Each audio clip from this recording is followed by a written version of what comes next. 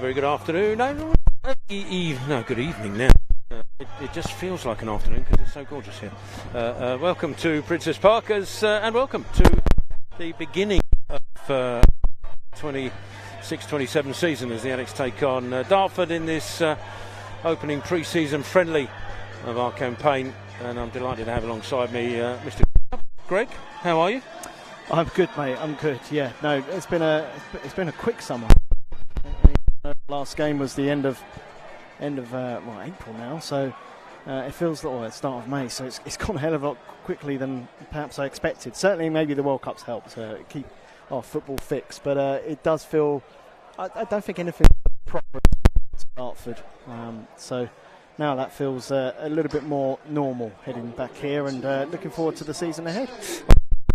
It's definitely had an issue and an effect on just how quickly this off seems to have gone. We hope you've enjoyed your summer, and I understand there's a bit of cracking on the audio, so we'll try and get that sorted as quickly as we can. We've got some interviews coming up. First of all, a new song, and then we'll crack on. Hopefully, we'll sort it in time.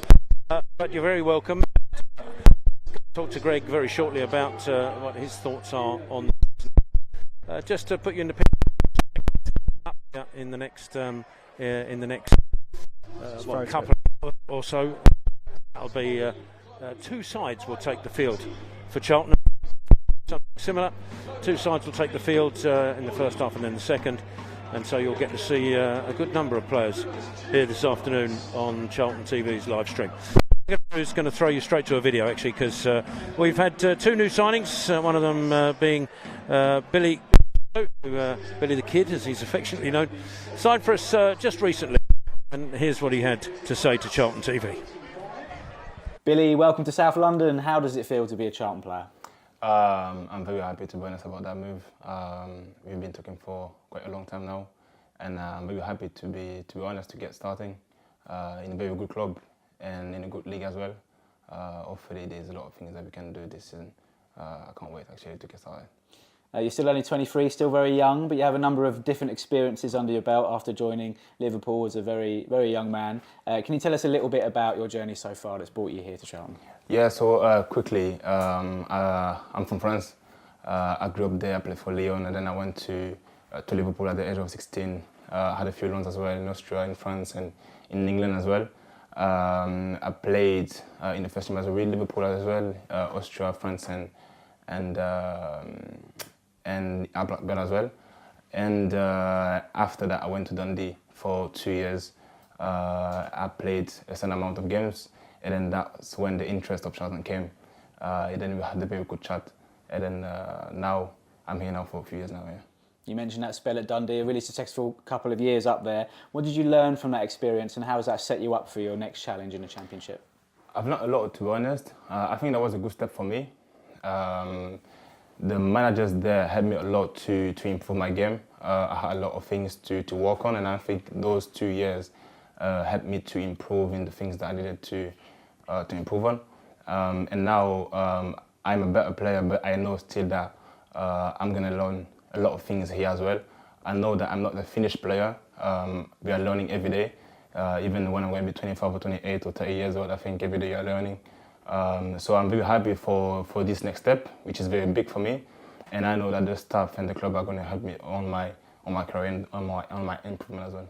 The manager, Nathan Jones, he's brought you here, brought you to South London. What sort of player, what sort of things has he spoken to you about, and what he expects from you as a player here at Charlton this season? So we had a good chat, to be honest. He explained to me about the vision that he has for the club, the vision that he has with the club and for the players as well. And then he explained to me as well how he wants me to join the team, how he wants me to play, how we are playing here, how one can adapt, and how the staff would help me to become a better person as well and a better player. So everything, to be honest, went quite straightforward for me. Like when he spoke to me and about the project that he had for me was quite convincing. We had a very good chat, and from that day when I spoke to him, I was like, you know what, I think that's the best move that I can do at this moment of my career. So I can't wait, to be honest, for the next few weeks, next few months and years. I think it's going to be top, hopefully, yeah. And for the fans, they're looking forward to seeing you play in a Charlton shirt. What sort of player are you? What can they look forward to seeing from you? I would say I'm a very intelligent player. I'm young, but I like to play from the back. I think I'm a very good player with both feet. I'm very good in the aggressive, and a lot of things as well that I can do. I'm young, but there's a lot of things that I do well. I'm aggressive defensively, but also I can play well from the back and offensively as well. I give kind of big stability as well at the back. So hopefully I can add something here. And the games begin on Friday, that first pre-season game at Dartford. How much are you looking forward to getting started, whether that's Dartford, whether that comes in Slovenia or beyond that? How much are you looking forward to putting that Charlton shirt on for the first time, seeing the fans for the first time and just getting on the grass and playing some football? Yeah, that would be good, to be honest. That would be good. That would be a first good experience. I think we need those minutes, even to get to know the boys a bit more. That would be my first one, if I get some minutes. And that would be top, to learn the system, to learn how the manager wants us to play.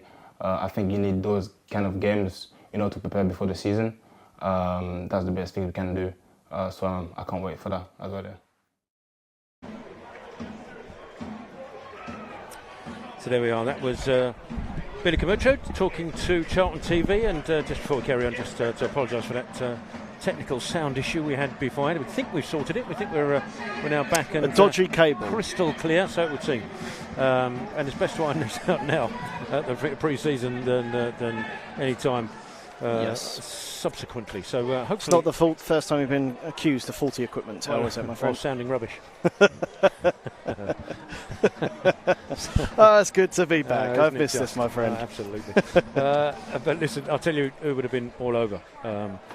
The new signings and the excitement as we got to the beginning of the season, and that was our good friend Peter Scoop Burrows. Now, as I arrived at Princes Park today, my thoughts immediately turned to our friend and colleague who we sadly lost just a few short weeks ago. Of course, when we eventually get back to the Valley, our collective memories of our friend Scoop will, of course, come flooding back, and as many more have eloquently, more than me, have already said, it won't feel the same. But for me, here at the home of Dartford is where Pete and I would meet regularly ahead of an under-21 or an under-18 fixture, as we did at the training ground, of course, and at the Valley for many years. And the thought of not doing that in the coming season is difficult to imagine. Pete could be, I don't know, a bit cantankerous sometimes. He could be opinionated, and occasionally sometimes I got being hit by Brownie in the middle of a tribute. He can only be Brownie. I'll get to you in a minute.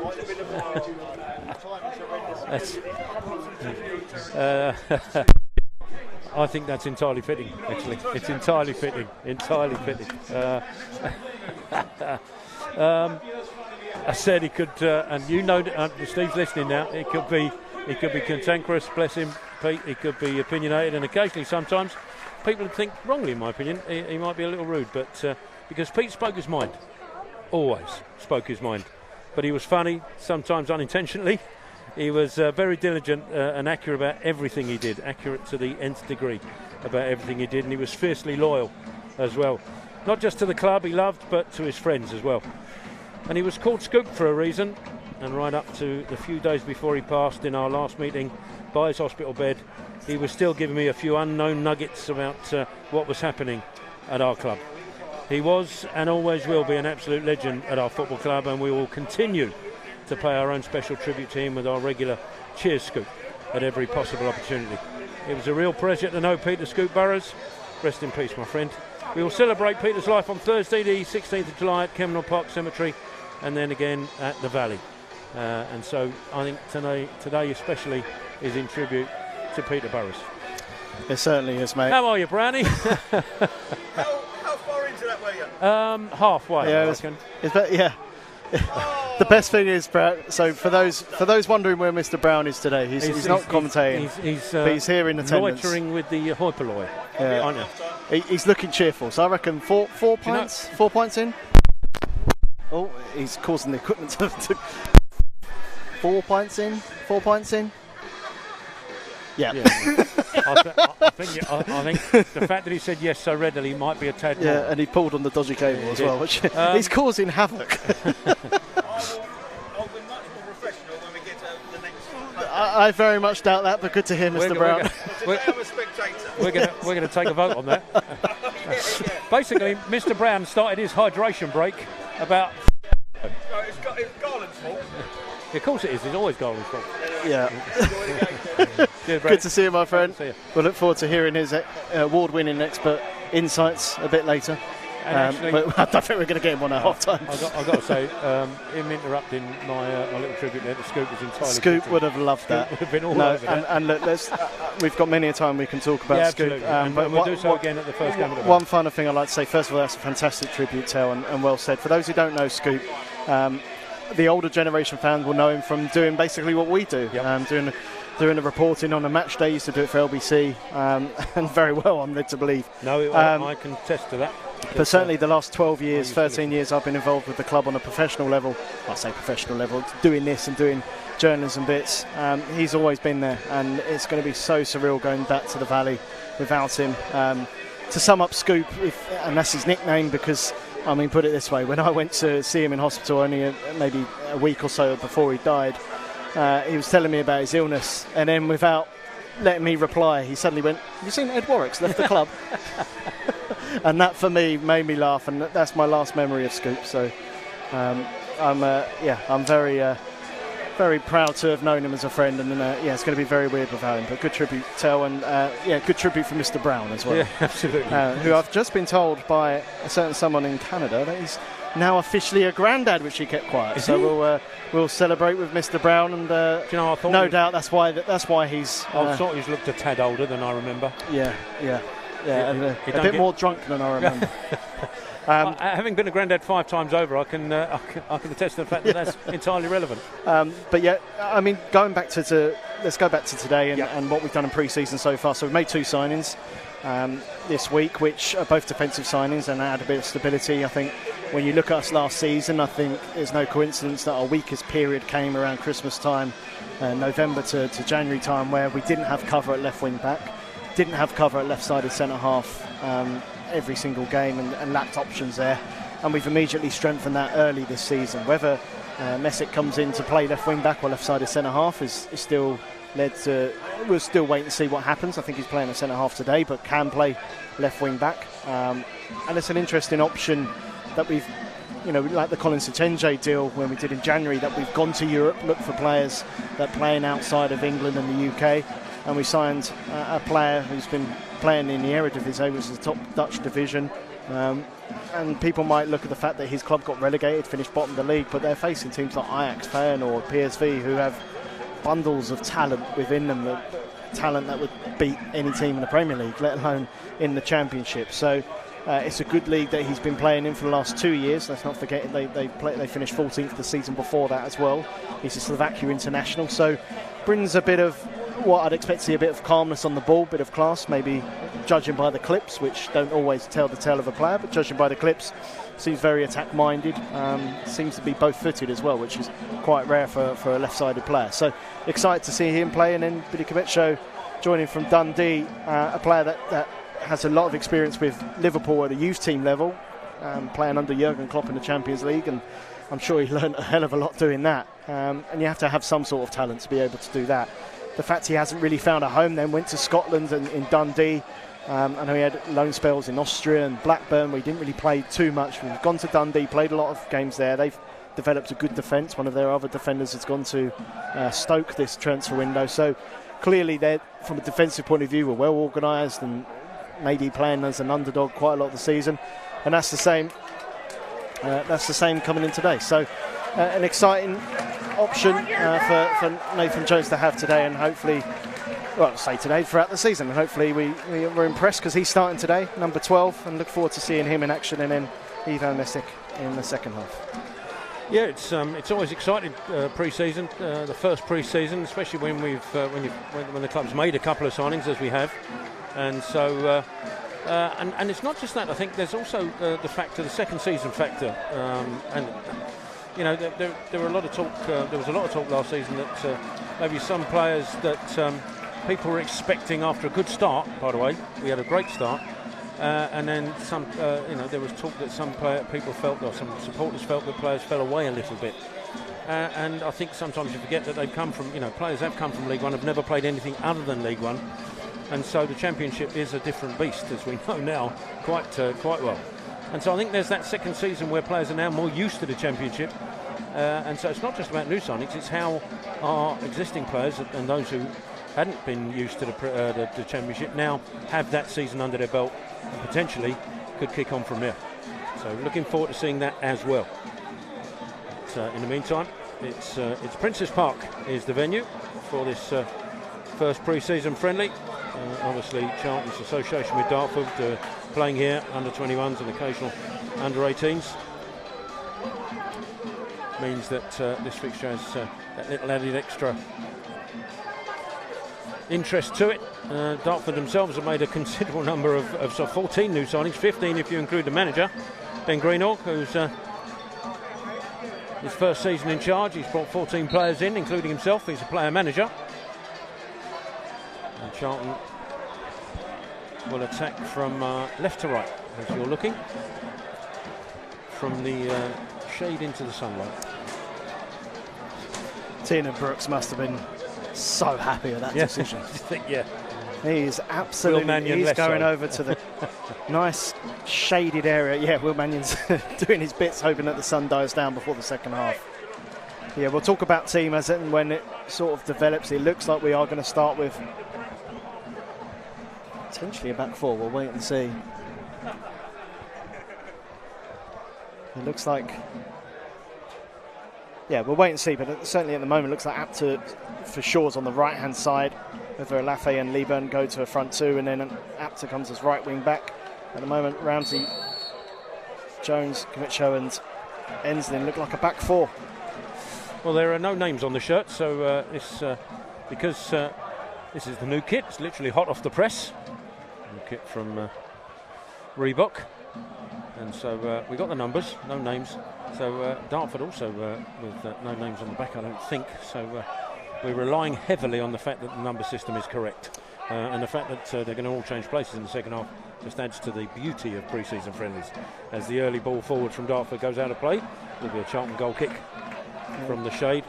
Turner Brooks sends it down the middle. Leeburn will contest it, but can't get there. Then good connection from. Well, it says it's Rob Apter, but I'm pretty sure that isn't. That's Rankin Costello. That's Rankin Costello.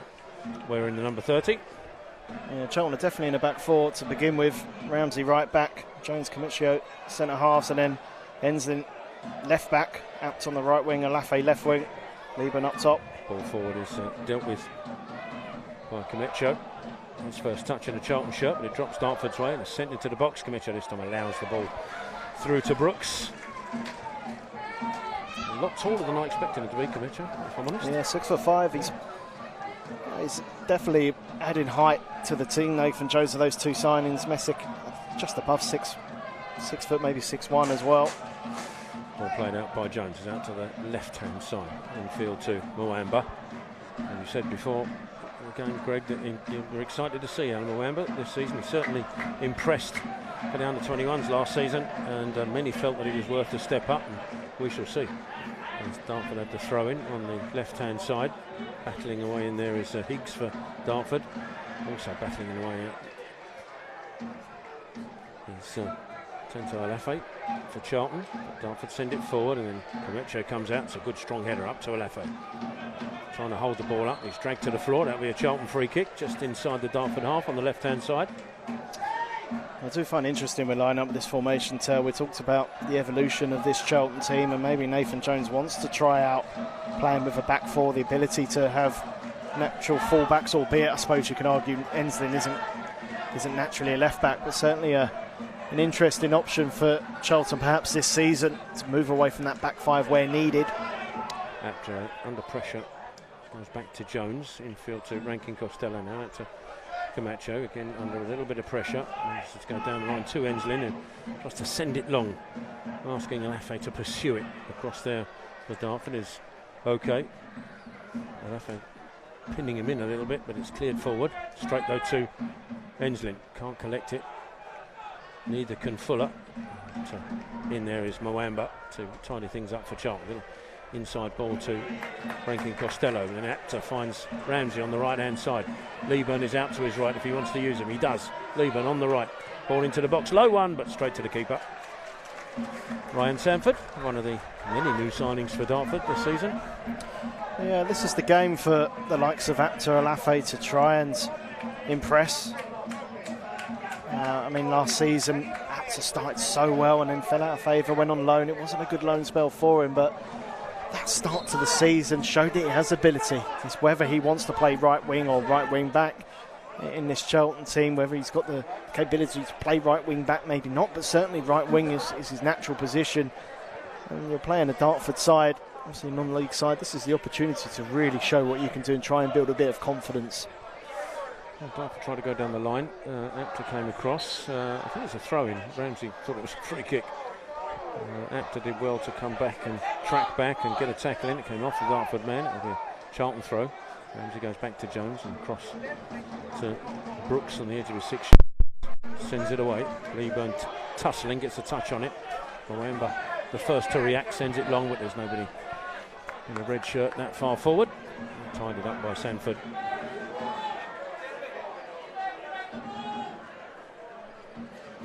He's taking his time with the kick, goes long. Mwamba, this time a little cushion ball, and Leeburn is in the hunt for this, and he does pick it up, Miles Leeburn, on the right-hand side. Trying to back flick it into his own path. He's done really well, Miles Leeburn. It's into the feet of Fuller, who takes the shot wide of the right-hand post and away for a goal kick. Yeah, he's sort of been given a free roll behind Leeburn, Fuller to join in attacks and do exactly that. Right from deep, try and get a shot away. He did. He didn't hit the target. It dragged wide with his left foot, but good to see him picking up those little pockets of space on the edge of the penalty area. He's another player who this pre-season could really look to shine in a Charlton shirt. We know how much quality he's got. We're excited to see his development continue to get better, whether he stays at Charlton next season, whether he goes out on loans, we'll wait and see. But these, again, the sort of games where you really want to impress if you're Ibby Fuller. Jones heads it clear, and then Rankin Costello has to send Lebon on his way down the left-hand side, coming across his tenant for Dartford, who launches the ball out of the stadium. Down Princess Road, I'm guessing that one. It's probably your garden, actually. Not far off it. I'm going to ask you a question in a second, but Kai Enslin's on the throat. Greg, just on these players who, as you say, are looking to impress. Enslin gets the ball back, but I think there's a foul throw from Kai Enslin. And just a quick question, you can mull over this, you don't have to answer it straight away, but the likes of Fuller and Moamba and Enslin, for example, do you think Nathan Jones has already got in his mind what he's going to do with these players?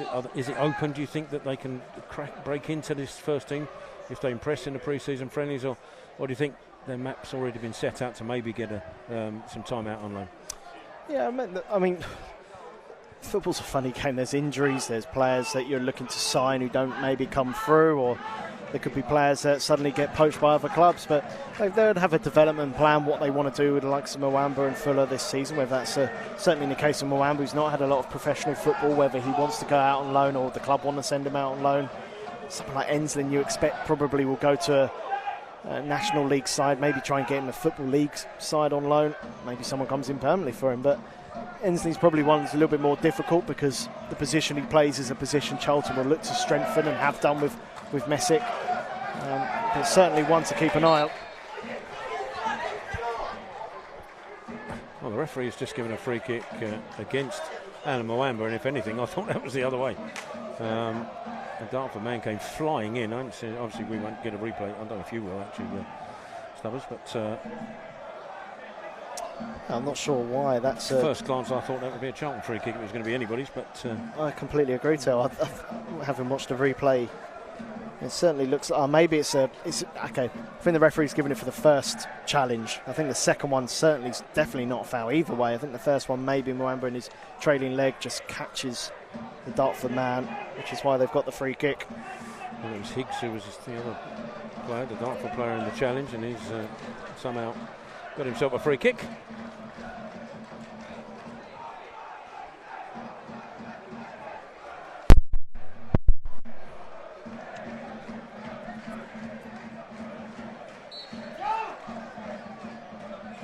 It's now taken into the Charlton penalty area, but comfortable to gather it and sends it clear. Out to Ramsey. Ramsey ball forward. It's almost found its way through to Alafe, but instead behind him, straight through to Sanford, and Charlton will look to stop Dartford getting out down this left-hand side with McLeod, who goes backwards, so the ball can then be launched forward. Ramsey pursuing this under pressure, Ramsey, but he's done really well to turn away, sends the ball away. Fuller with the challenge. Out to the left-hand side. Dartford playing some decent stuff, to be fair. Duncan swings the ball into the Charlton penalty area, headed away by Camacho, and this will be picked up by Lebo, who's come deep for it. Little touch left to Alafe. Further left is Enslin. Back inside to Rankin Costello.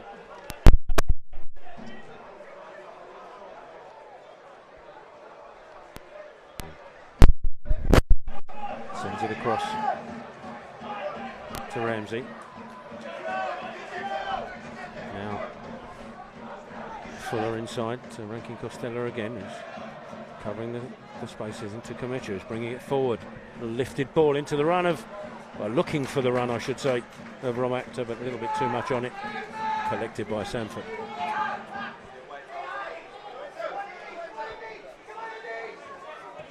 Dartford send it forward. Ramsey with the sliding challenge, bit of one kindly for Duncan. Inside, Moamba Duncan, and trying to send it forward, covered by Lloyd Jones. Charlton had it back. Ramsey. Infield to Moamba. Across to the left-hand side. Enslin. in the shape. Forward up to Alafe, turns away from his man. You can find Ramsey on halfway. Ramsey back inside to Mwamba. Enslin comes across for him. Ball forward, looking for Alafe. Heavy touch allows Dartford just to take it off his toes. And Whitefield back inside to Tennant for Dartford. Whitefield again on the left. Fuller trying to close him down. Has to go back to Tennant, who sends it forward. Enslin will come and claim that. Good header from Enslin up to Lieben. Gives it back to Enslin on the overlap on the left-hand side. Ball looking for Lieben into the middle. Who get there? Miles Lieben. Can he get his shot away? Is that a penalty? He goes down. Yes, it is. Cut back inside his man. Miles Lieben. Good work from Lieben, who looks second best. But he got in front of Tennant, I think it was. No, actually, looking at it, looks like Higgs, who's back there helping out his defence, and he cut back inside him, Miles Lieben. Higgs stuck a leg out. Lieben goes over. Charlton have a penalty. Really good footwork from Miles Lieben inside the penalty area. It's free for company and just checked back onto that right foot. Clear trailing leg of, I think you're right, it might have been number 14 or number 16, Higgs. He just stuck his leg out, brought him down.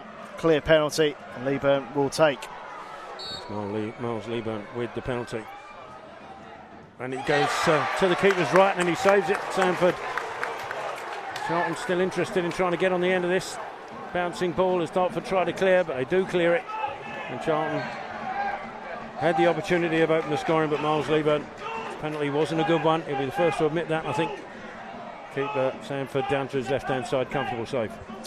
Yeah, he didn't catch it well. He's trying to hit it down the middle, I think, potentially, Lieben. I'd like to see it again, just waiting for the replay to catch up my side, but certainly looked like he was just trying to wait for the goalkeeper to dive, put it down the middle, and the goalkeeper's legs keeping out in the end. Just seeing a replay now, Lieben just the stuttered run up, which I'm never a massive fan of, to be honest. We've seen a lot of missed penalties in this World Cup, maybe a little bit too casual, but goalkeeper, to his credit, he dived to his left, but it was his feet that kept it out.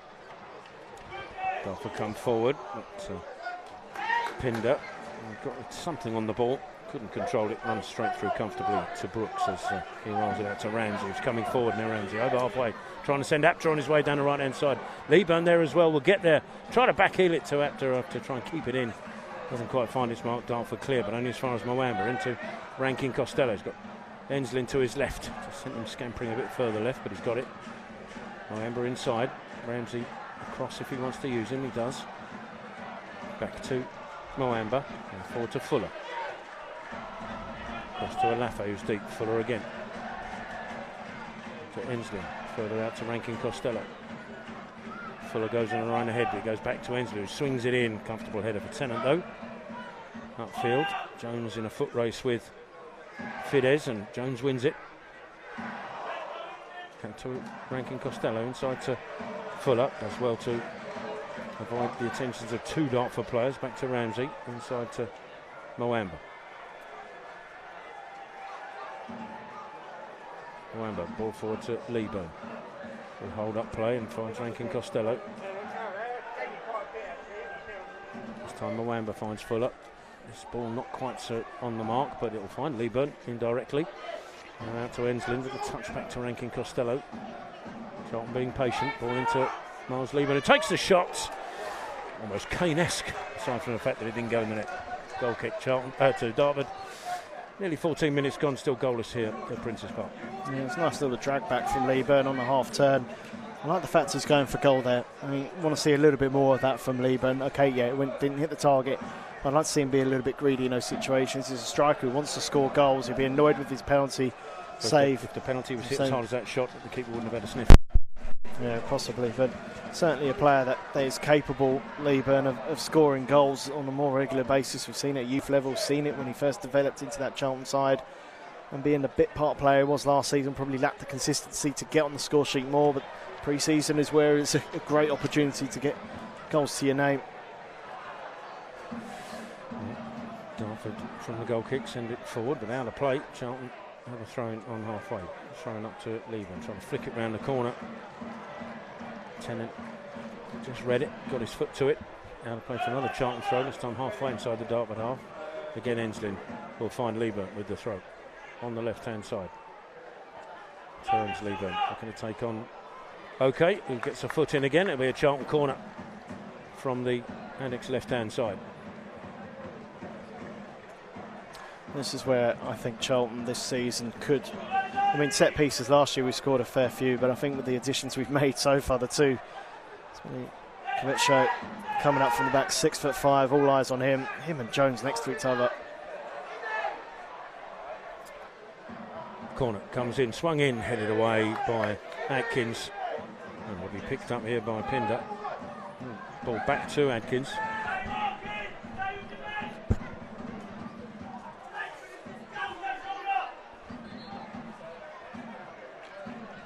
Foul on the halfway line. Charlton will have a free kick.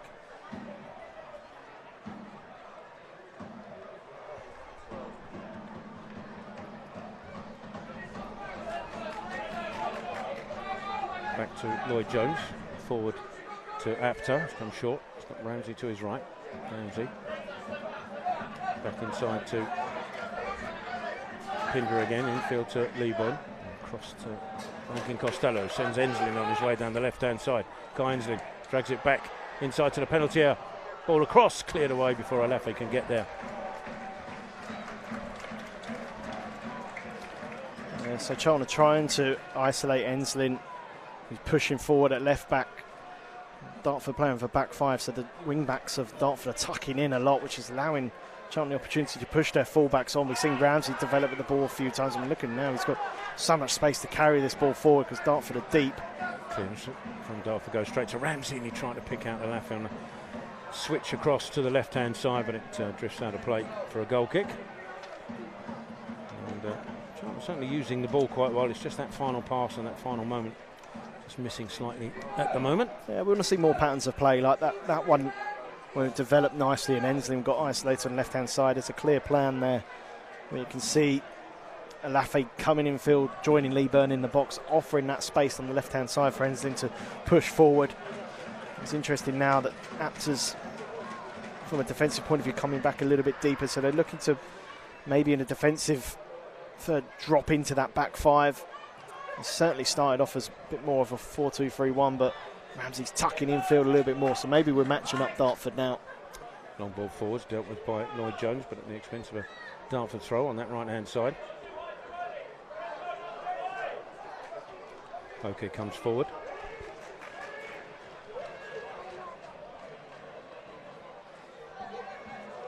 Ball goes backwards, and eventually Tennant has to pass it all the way back to his keeper Sanford, who sends it forward first time. Jones underneath this will head it back towards the halfway line. Fuller looked interested at one point, and then Rankin Costello just to have fouled Higgs. Dartford free kick taken quickly. Now to the left-hand side, and Duncan back inside to Whitefield. Now Tennant. There's Whitefield again on the left.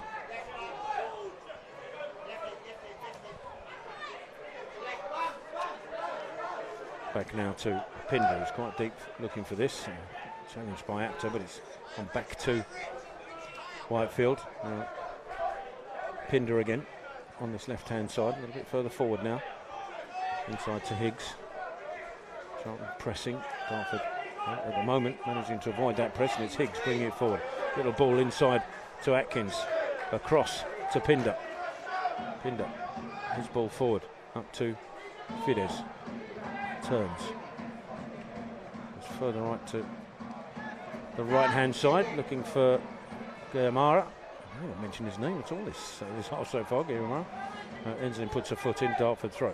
Backwards to OK, finds Pinder. A reverse ball, but didn't find its mark. He was looking for Higgs, but it's cut out by Mwamba. Mwamba will bring it forward now. It's a little bit isolated, Mwamba, but he does really well.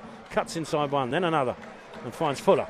Fuller bringing it forward. He's got Leeburn ahead of him. Out to the right-hand side is Apter. Apter looking to take his man on. Cuts back inside on his left, gets the shot away, blocked. And a foot race from Jones and Fidesz, and Jones wins that comfortably. Into Mwamba. Rankin Costello, back to Mwamba. Out to the left-hand side now, and Enslin.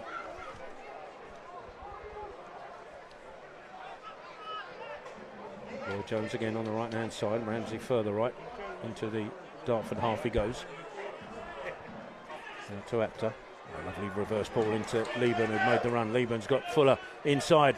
Ibrahim Fuller looking for a shot maybe, but instead that was blocked away. Goes back to Moamba, and he's got Enslin to his left. Enslin going to take his man on. Gets a lovely cross in, but there's nobody there. It's a beautiful ball in. Lieben not just quite on the same wavelength. The ball goes away for a goal kick. Yeah, it's a good ball in. I think Lieben's just caught his heels a little bit. And Browning spoke about it a lot last season, about that's the thing he can develop, Miles, is gambling, anticipating balls come in the box. He doesn't score a lot in the 6-yard box, if that makes sense. When the ball comes in the box, he doesn't seem to be a bit of a poacher. And I think if he wants to get to that next level, that is something he has to add to his game. Whether he'd got a clean contact on it or not is hard to tell without watching a replay, but certainly at first instinct suggested that he should have been in that vicinity to at least get something on it. Apter and Moamba combined initially well, but the final ball cut out. But Moamba's back in possession. Back to Jones. And to Rankin Costello. Out to Ensley. Just inside the Dartford half. Now into the centre circle with Moamba. Ball up to Lieben. I think he was looking for Ramsey and got that wrong. Dartford intercept. Jones does really well from the ball forward to get in there in front of Fidesz. And Charlton have it back. Enslin with a good ball up to Rankin Costello. Now out to Alafe, but got caught in possession of Alafe and then committed the foul trying to get the ball back. Yeah, Dartford free kick on that right hand side for Dartford. A sort of Princess Road side, if you will. Yeah, a couple of bits of play there from Charlton. First of all from Lieben, trying to find Ramsey, got that pass wrong. Frustration because Charlton were trying to build, and then Alafe on the left hand side again. Guilty of giving the ball away. I mean, it's the first game pre-season. You are going to expect the odd loose touch and pass, but Nathan Jones just showing a little bit of frustration because Charlton have built up some decent play at times, but as we've pointed out a number of times, that final ball or final idea just hasn't been right. Just checking on Ramsey, who pulled up there. I think it was just he caught his foot in the turf and he just winced away from that. He's okay in that at the minute. There's Charlton in possession with Rankin Costello. Lieben to his right. Further right is Rob Apter. He's going to take his man on Apter on this right hand side. Goes on the outside. Ball into the box. Can't find Lieben. He's cleared away.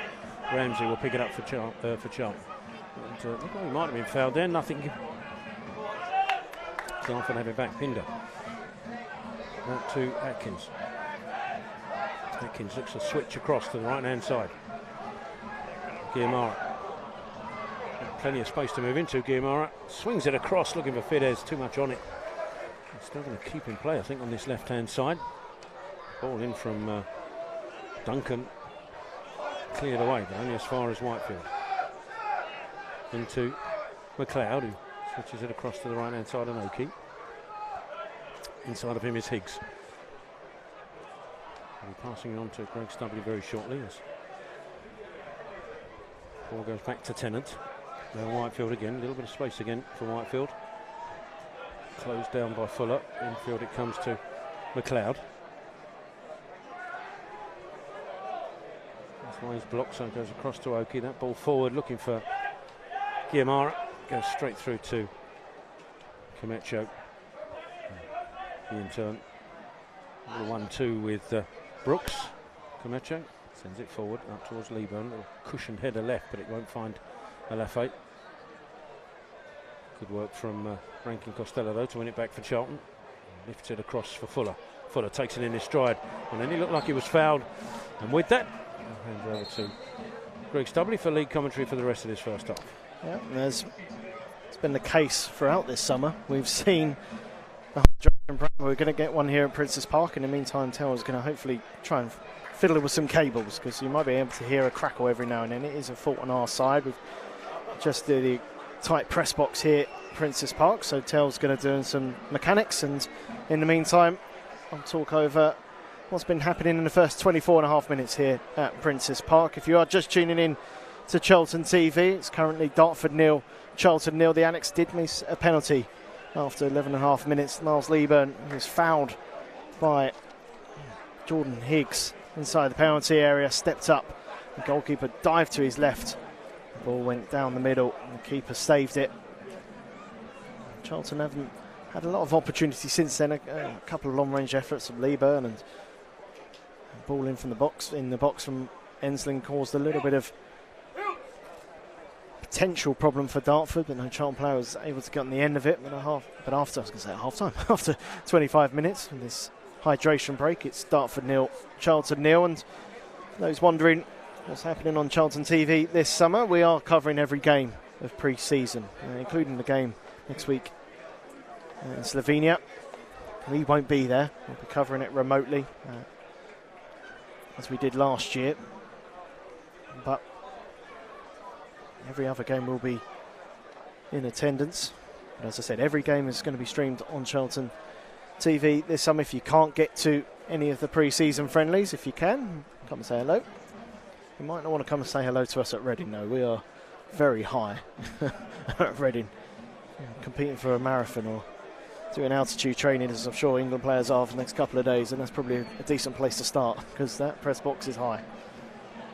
If you're wondering about the Charlton potential side for the second half, we're led to believe it will be 45 minutes for each of these players. So Charlton's second half lineup will be as follows: 25 Will Mannion, 4 Reece Burke, 6 Connor Coventry, 7 Tyrese Campbell, 8 Harvey Nibbs, 10 is a trialist, 14 Sonny Carey, 17 Ivan Messick, 19 Nathan Asinway, 23 Charlie Kelman, and 28 Keenan Goff. That's the Charlton side. And when you look at the amount of options for Nathan Jones of players that aren't even in this Charlton team, you've got no Greg Docherty, Josh Edwards, Matty Godden, all coming back from respective injuries at the end of last season. You've also got likes of Mika Mbic playing as well, Daniel Kanu, Keane Dixon. So although Dixon and Kanu are listed as subs officially this evening. Have we got you back, Tel? Just checking now. No, not quite. We're still working on that, but for the time being, Charlton will have the free kick as we look to get back underway here at Princes Park. Dartford 0, Charlton 0, and the Alex restart with Joe Rankin-Costello. Back to Lloyd Jones, captain for this evening for the first half. I'm not sure who will be captain for the second half. We'll wait and see as long ball forward looks for Alafe, who tries to keep it in play and has done so, being forced wide. I think I'm back. Yes, there we are. It's good to hear your dulcet tones, my friend, as Ensling forced backwards and foul given. Charlton will have the free kick on the left-hand side, and up comes Comecchio and Lloyd Jones. That's a duo you would not like to defend from set pieces next season. We'll see Messick in the second half. He'll make his first Charlton appearance. Tina Brooks, of course, is making his first Charlton appearance as well today. He's in goal for the Alex. After not featuring, after joining in January from Gateshead. It's Rankin-Costello with the free kick. Ball in towards Jones, comes to Leeburn. Good control from Leeburn. The shot's deflected, headed off the line. And still not properly cleared by Dartford. They're making a bit of a mess of it. Comes out towards Rankin-Costello. He keeps it in play. Forward looking for Comecchio's headed away. Rankin-Costello again competing for it, but Dartford do well to bring it away, and Rankin-Costello trips his man. Charlton close to opening the scoring there. Yeah, it just wouldn't sit for him, would it? It just wouldn't drop quick enough for Miles Leeburn. You could see what he wanted to do. It was at the point of when it was in the air, it looked like it was going to drop invitingly for his right foot shot. It didn't come quickly enough, and he had to snatch it into the ground, and that might still have ended up in the back of the net, but Dartford goal line clearance. I think it might have been okay on the line, cleared it away. So Charlton come close, not close enough. The Alex win the ball back, and Apter will go on a run here down the line for Alafe. So over on the right hand side, ball in the box, well defended by Whitefield, and Charlton will have to settle for the corner. Yeah, I think it's Higgs who stayed down. You can see the connection on the foul, but he looks in some pain, the Dartford man. Yeah, going back to that Leeburn effort, I said it was off the line. He was probably about 3 yards away from the line. It wasn't quite on the line. It was goal bound. The goalkeeper had faith that the defender was going to head it away, and he did. Play has stopped as Dartford have a man down. And Rob Apter turning to the Charlton starting 11 will take the corner On the right-hand side, it'll be an in-swinging delivery with his left foot, you imagine. Of course, the other players who will be looking to impress potentially are players who were on loan last season, coming back. People like Apter and Malafe. And you do wonder, is it a clean slate? They've got to impress again.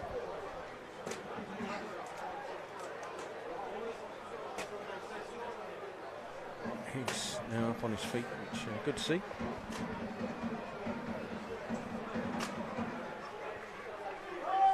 And he's just walking off, he's feeling the effects of that.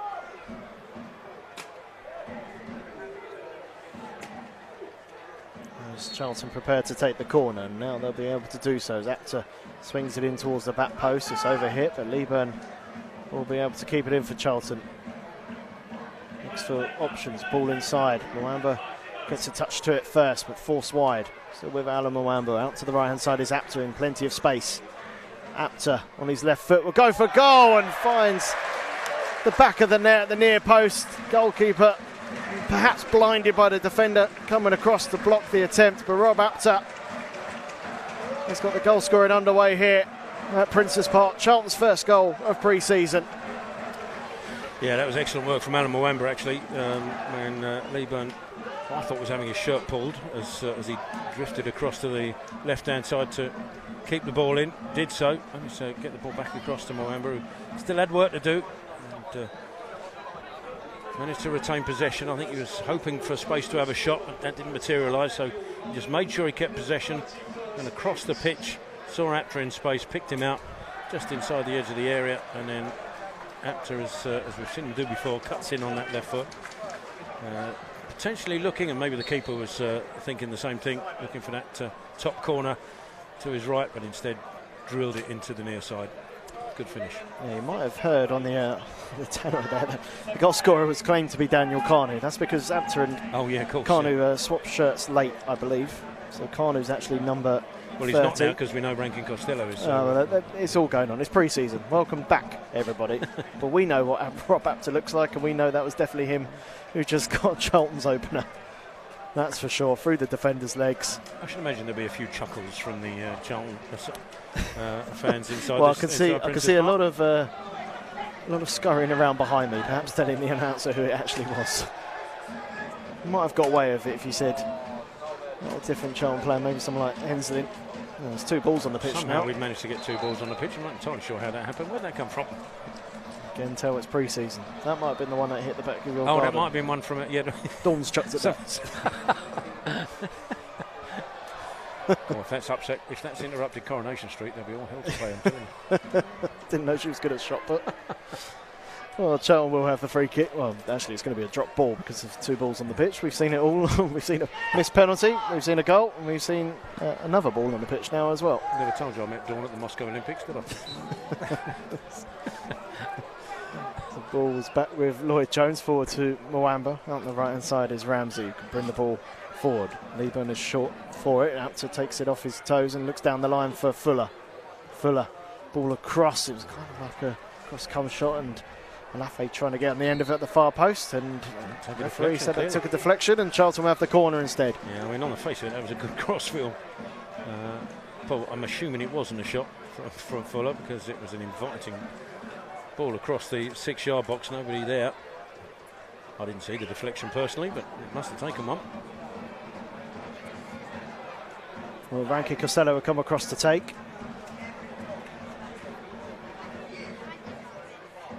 Swings it in towards the far post. Leeburn trying to stretch to get there.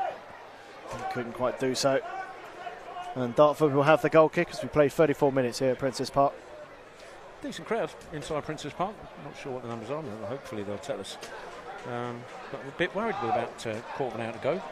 The stands looked a bit empty. And then, of course, I realised it's a hot day. They're all in the bar, aren't they?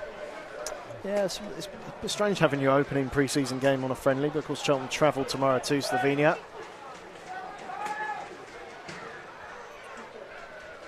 There's the ball forward. Flicked on. I wonder how many of these Dartford players actually had work today. Yeah, it's a good call, isn't it? Could be a few. Let's show forward to Enslin and back to Brooks. Goes to the right to Jones. And Jones can look forward to Ramsey. Plays the ball to Fuller. Looking to turn Fuller. Good feet. To open space on the right-hand side. There's Apter. Tries to thread a ball down the line. It will make its way to Ramsey. Tries to look for the back heel towards Apter, who continues his run, but that doesn't work out. And Charlton will have the ball back with Fuller. Across to Rankin Costello now for the Addicts. Across left-hand side is Enslin. Further left is Alafe. He's got Rankin Costello behind him again. He takes a touch and goes for goal from range, but comfortably over in the end. Dartford goal kick.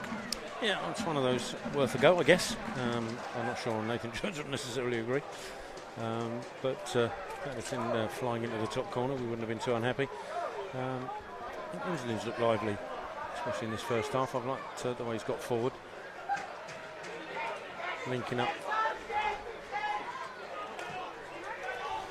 Dartford go long, the ball forward. Jones will head it away. Flicked on by Mwamba, and then Higgs maybe perhaps goes to the ground a little bit too easily, but does win the free kick for Dartford, which is quickly taken by McLeod. And McLeod will have it again inside the Charlton half. Ball forward goes for Fidesz. It goes back to Joe Tennant, number 5. It's a long crossfield ball towards McLeod, who wins the header. It's a comfortable claim for Brooks. I do think Ramsey's still suffering the effects of whatever that was that he did early on in this half. He just caught his feet in the turf earlier on. I don't think he's fully recovered from that, you know. Enslin for Charlton playing left back this evening. It's Kamicho who taking the ball out of defence and looks to bring it forward. Ball to inside has been cut out though by Pinder. Dartford look to create an attack here. Charlton done well to get bodies back. Still the hosts have it. As ball from Higgs out to the right hand side. Shot coming in from Romero, goes out of play for a Dartford corner, but that came from a sloppy ball from Kamicho. Yeah, his new teammates won't thank him for that, but they'll all thank Enslin for that block on the attempted shot. Has resulted in this corner. And Dartford gifted an opportunity. Charlton have everyone back inside the penalty areas. Dartford, the ball towards the far post. Kamicho heads it away. Back into the penalty. Kamicho's there again. The header goes up in the air and Brooks gathers. Looks for a quick release. So Lafay's covered plenty of ground. The ball doesn't quite find him, but the ball deflects out to Apter. Goes back to Ramsey, and Charlton will just look to settle. That's the first time Dartford have really potentially caused Charlton any problems in this first half. It came from Charlton's own doing. I'll tell you what, they really put a shift in after Brooks had caught the ball, and Brooks just got underneath his goal kick because he was looking for the ball over the top. I don't think anybody was catching him if the ball had been right. Ball out to the right by Ramsey, finds Apter, back inside to Kane Ramsey, who's advanced forward here, across to Enslin, goes for goal. Ball's blocked, but Enslin will come to regain possession for Charlton. Here's Leeburn, cuts back, ball back to Enslin, sold him short, and the challenge came in, was a good one. Yeah, luckily for Charlton, it deflects out for an Addicts throw. Hospital ball, I think that was called. From Leeburn back to Enslin, who did well to get something on it. Charlton have to throw in as a result. Again, we won't thank him for it. Enslin throws the ball back. Kamicho will have it. Side to Mwamba and then Ramsey.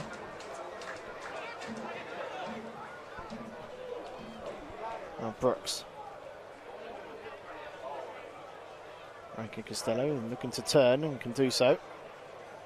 2 for company, but did well to keep hold of possession as Charlton looked to try and build it out from the back. There's Jones. And to the right to Apter. Ramsey still far forward here for Charlton. They've not been afraid to throw fullbacks further forward. Lafay's coming inside and Leeburn's gone out to the left for the time being. Try and be fluid off the ball. There's Jones. Out to the right to Ramsey. Exchanges passes with Alafe. Now Apter, ball inside looking for Fuller's, cleared away. Jones wins the header. Fuller gets something to it, comes down to Apter. Challenge comes in, but Fuller breaks away for Charlton with the ball. Good run this from Ibby Fuller. Still progressing forward. And we'll go for goal, and it's parried away by Sanford. Fuller caught it well. It was straight at the goalkeeper, who dived to his right and had to awkwardly adjust to punch the ball behind for a Charlton corner. He's like an unstoppable object when he gets going, Ibby Fuller. Almost impossible to shake off the ball. He did really well there. Glided past 2 or 3 challenges, got his shot away, and I think Sanford was completely sure the ball wasn't exactly on a straight trajectory. It was moving a little bit, couldn't take any chances. Apter to take the corner towards the near post, headed up in the air. Make sure I get something to it. Jones heads it back forward. That should be comfortable for Sanford. He stretches to just keep hold of the ball instead.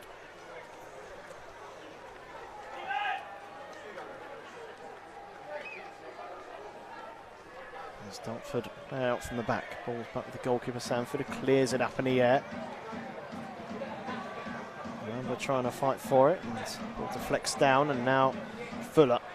He does look lively when he's got on the ball. Ibby Fuller. Ramsey, good ball forward to Leeburn, lays it off for Rankin Costello. Did well to control, finds Alafe, who's just strayed offside. Well, it's good football from Charlton, albeit a slightly loose pass from Leeburn, and Rankin Costello did really well to adjust and find Alafe, but maybe just taking that extra touch just denied Charlton the opportunity. I don't know whether Alafe thought that the pass from Leeburn was coming straight to him, moved that little bit sooner because of it, and hence the reason he was offside. But yeah, you're right, the Leeburn pass back to Costello just left him with a little bit too much to do.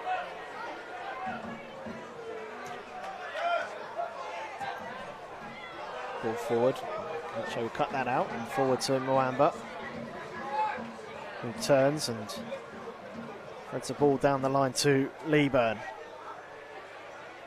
Back to Mwamba. It's for Alafe. It's Alan Mwamba, who's got Fuller to his right. That's where the ball goes. Fuller can turn. A lot of options ahead of him, so it goes left to Mwamba. Further left is Enslin. Enslin goes down the line, cuts back inside. Now back to his left, creates half a yard of space, and falls at the far post. It's a poor header away, and Fuller gets to it first, but his effort goes comfortably wide.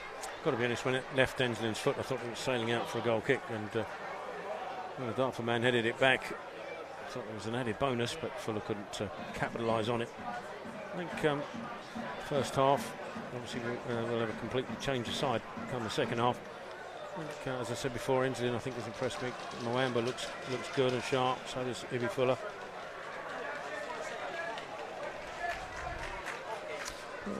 Not many minutes left at the end of this first half. Still Dartford 0, Charlton 1. We have played officially just coming up to 43 minutes gone. We imagine there might be one added minute at the end of the first half. So we had a hydration break, but we'll wait and see as the goalkeeper gave the ball away.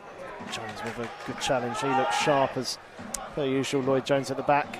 He's won every battle that's been asked of him. As Fuller did superbly well to win the ball back, and the referee's given a foul, and I've no idea why. That's just good upper body strength for me by Ibby Fuller. He's not complaining, but I would if I was him. Yeah, I'd be complaining more about the afters from the Dartford man. I think it was Whitefield who just left a bit in. Probably embarrassed that he just got out-muscled by... Not a single Dartford player asked for that free kick. And we're really close to Nathan Jones, so if you do pick up some words, you can understand why with decisions like that, to be fair. As Dartford, ball 4 goes out of play. Charlton with the throw, quickly taken. Alafe back to Enslin inside the Dartford half. As Jones. Side to Mwamba. Frank Costello to Mwamba, and again he's got Ramsey on the right hand side. Inside to Frank Costello again. Now Mwamba. Up to left to Enslin. That's Alafe. Look for the 1-2. Enslin gets it back. Enslin has overhit cross again. That's good football, and just that final ball lacking. Yes, again, just that cross from Kai Enslin. Everything up to that point was lovely. Just that final cross, just got underneath it. Maybe took his eye off it as he swung the leg away for the goal kick.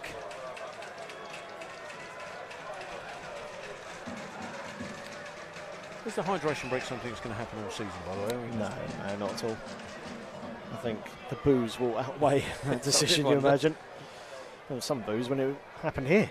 So, ball forward from Dartford, who looked to create an opportunity before half-time. Deflects down, and they may have an opportunity here as the ball the left-hand side looking for Duncan, but Apter did really well to get back. Now Ramsey looks down the line.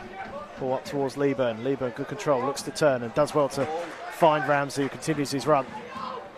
Ramsey held up on the right-hand side of Charlton's attack, but he will win a throw free side, which is quickly taken. Apter, goal scorer in this first half.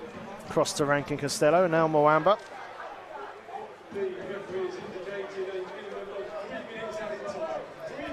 3 minutes added time. It's a nice flick from Alafe. Finds Rankin Costello, who's been busy in this first half. Apter, Mwamba, Rankin Costello, neat turn, forced wide. Cuts back, left-footed cross, headed away. Mwamba asking for the ball and gets it. Enslin now looking for a left-footed cross. Gives it to Mwamba instead. He crosses in the boxes, headed up in the air, and had to be cleared away by Whitfield. As challenge comes in from Enslin, concedes the throw, and Dartford will have it. Yeah, just again that build-up play is nice, good football, one side to the other, and that just final delivery, not quite on the money. And I don't say that's the sign of rustiness. Rankin Costello forward towards Fuller, as well to try and find Leeburn. Fuller gets it back, goes for goal, and the goalkeeper parries it away. Fuller again looking the brightest player for Charlton, and advanced forward positions, forces another save. Good effort. This time with his left foot, drilling it low, and just for a second there I thought Sanford had palmed it into his own net.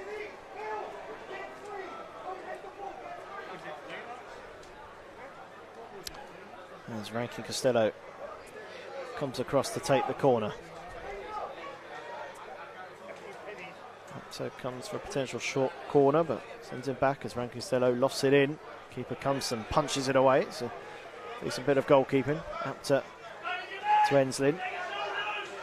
Enslin, it's the diagonal ball in the box. Jones jumps, wins the header. Alafu with the control.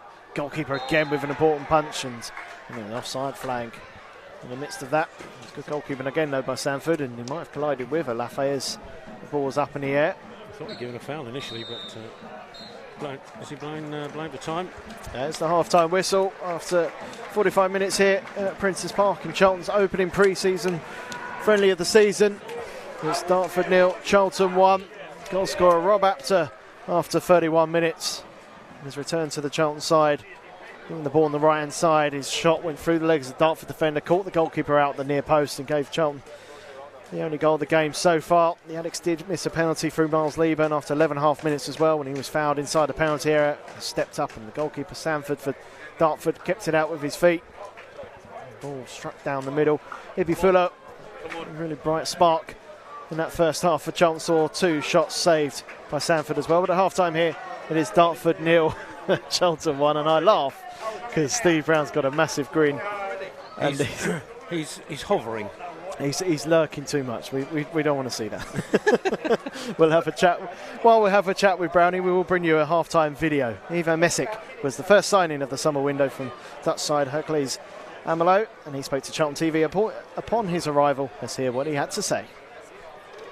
Okay, Ivan, welcome to South London and welcome to Charlton. How does it feel to be a Charlton player?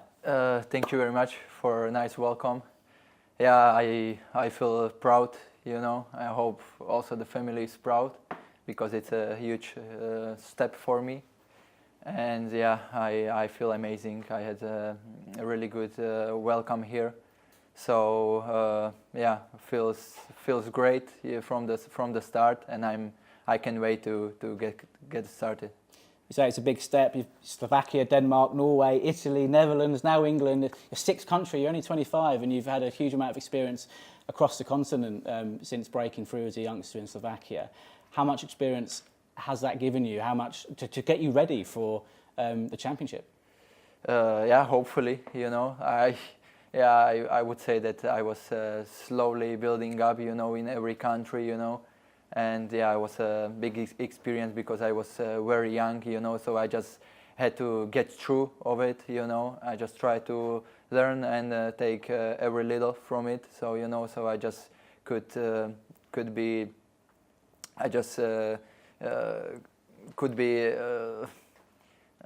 more experienced, so I try to, like I said, build up and try to take every little from this experience, It was about the learning, and I think this was like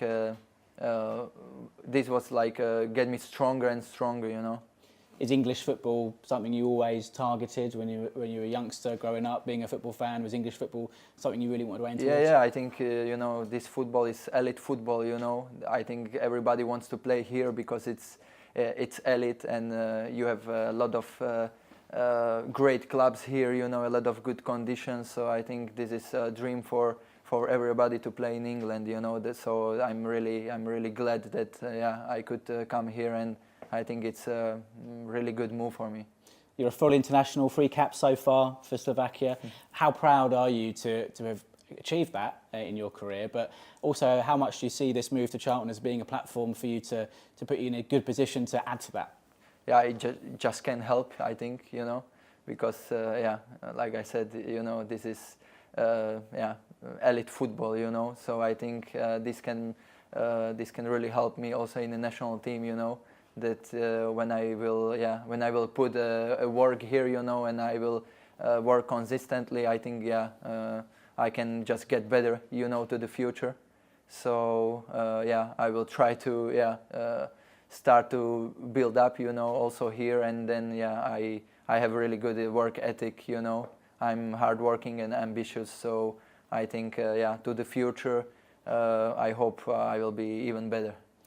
You've mentioned a little bit there, you're hardworking. We know that about you so far, but there'll be fans that'll be Googling you, looking up your attributes, seeing what other fans of other clubs across Europe have been saying about you. But what can you tell them about what they can look forward to seeing? What sort of player are you? Yeah, I would say I'm aggressive, I'm searching for the duels, I like duels. So, I think this is my main strength, but also I think modern type of the footballer. So I'm like to play on the ball, I like to dribble the ball when there is a space, to play through the gap, to play between the lines. So I would say I'm kind of modern type of the player. So I think that's what everyone would like to see, So I think the fans will love me, and they will see all the skills I have. And for the first time, you've just been out of the Valley, seen the stadium, your new home for the first time. What do you make of it? Yeah, insane, yeah. When I came here, I already see like from behind that I know it will be quite bigger than I was been before. So I knew also in terms of stadium facilities, conditions here will be a quite big step.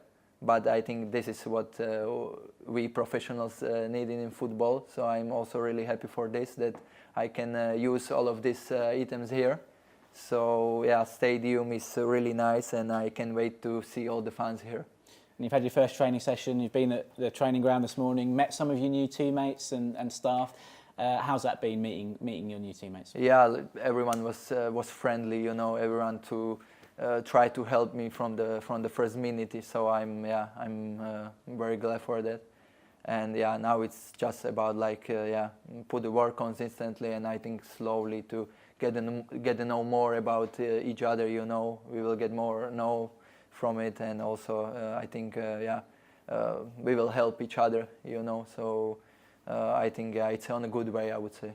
And how about the manager, Nathan Jones? Have you had a good conversation with him about what he expects from you this season? Yeah. We had a really good conversation, and I've been impressed because he knew me very well, So he mapped me last season, so I think he knows what he can expect for me, and I think he would like to see all the things he's seen before. So conversation went well, and I think maybe in the upcoming weeks, I think we will talk more about the football and also about the expectations.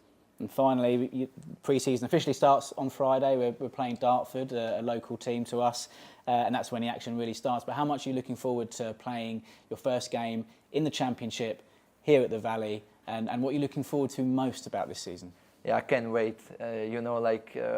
When I heard the stories about the fans, they are amazing, they're fantastic. They always putting a lot of energy to the team. So I can't wait to meet them here, and I hope we will create a great atmosphere this season. And at the end, it's always about to be successful together.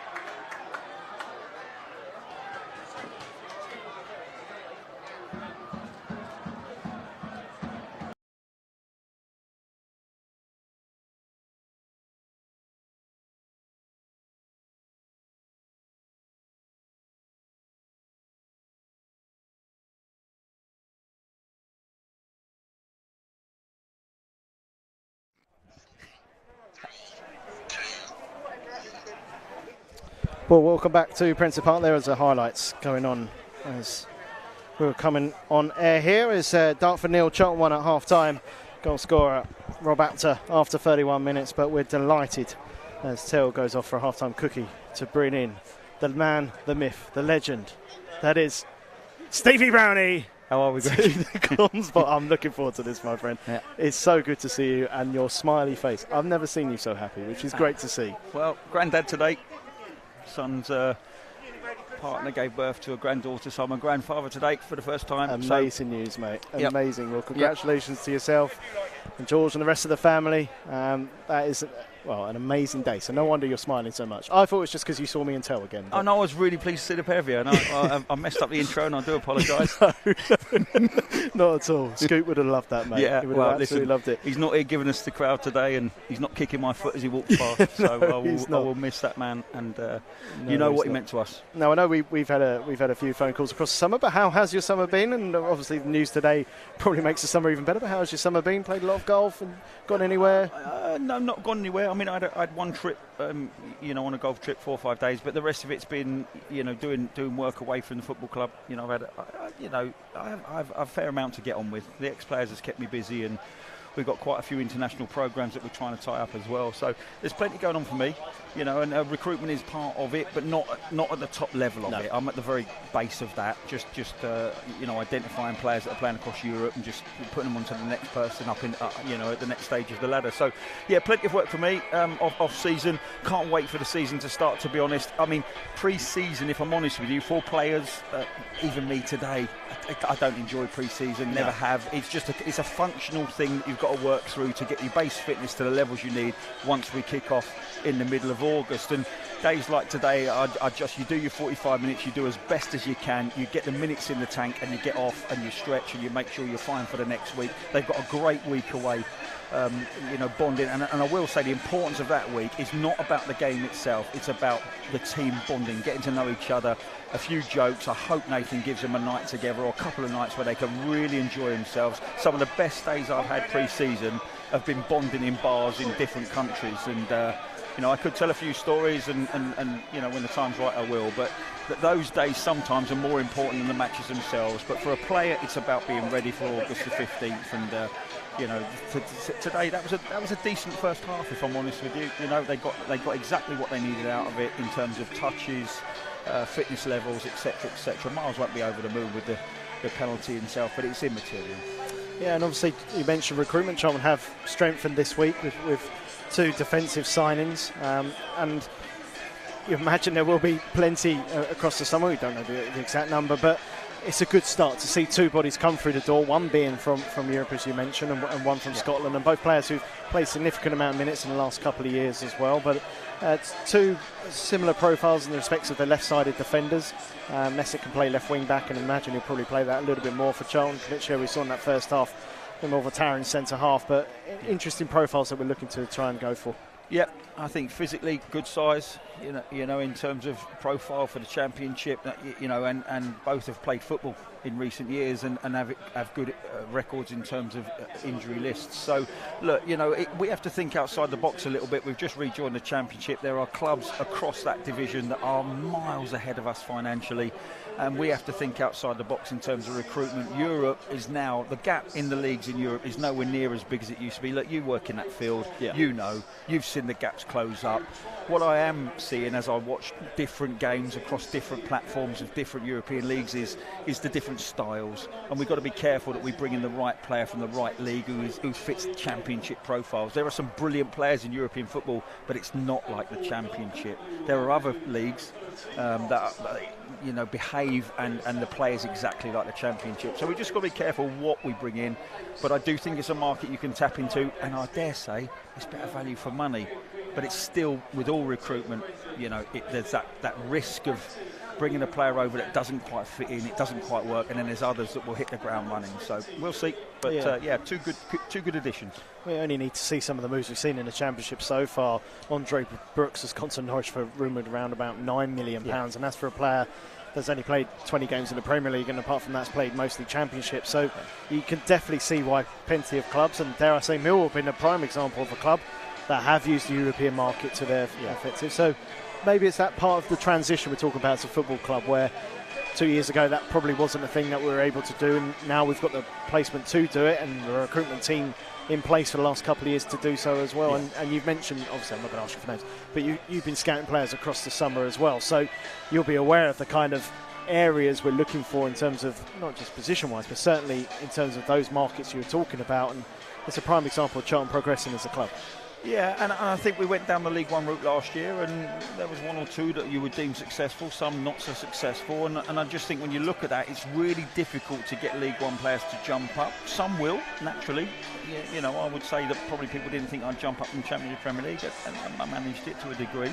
And so there are players that you can do, but I think if you start to spread your wings across the European, it's huge, by the way, the European platform, as you well know, and it goes beyond Europe as well. And there's so many players to choose from, and there's so many good coaches now, and the levels are getting stronger and stronger. We've got Klaus Jensen's jumped up from Danish third to Danish second. We'll start having to look into Klaus's team. You'd imagine Klaus's teams play. Perhaps we could look into the loan market, loaning 1 or 2 to Klaus, who are forward-thinking players. But there's lots of options. But I do like the fact that, like you said, we're not concentrating on one place now. We're widening that net as far as we can. And Phil Chappell and Kelvin Charlton are doing a great job. They work their socks off, and it is the hardest part, I think, of a football club recruitment. It's so difficult. And they're doing a lot of hard work behind the scenes to make sure that Nathan's got as many options as he can have. And one of the things that obviously is part of the difficulties in recruitment is also outplacement and getting rid of players that not necessarily because they're bad players, but maybe not suit your formation, or we've jumped up a league so we didn't expect them. We've seen a couple of players leave this week in regards to Macaulay Gillespie, Gassina Hadmi. We expect more to follow, but that feels as important as the players we bring in this summer. Well, do you remember that January transfer window when we said it was the most important thing we did this January was to get rid of some of the players that were really stagnant, weren't enjoying themselves at Charlton, and it freshened up the dressing room just by releasing players.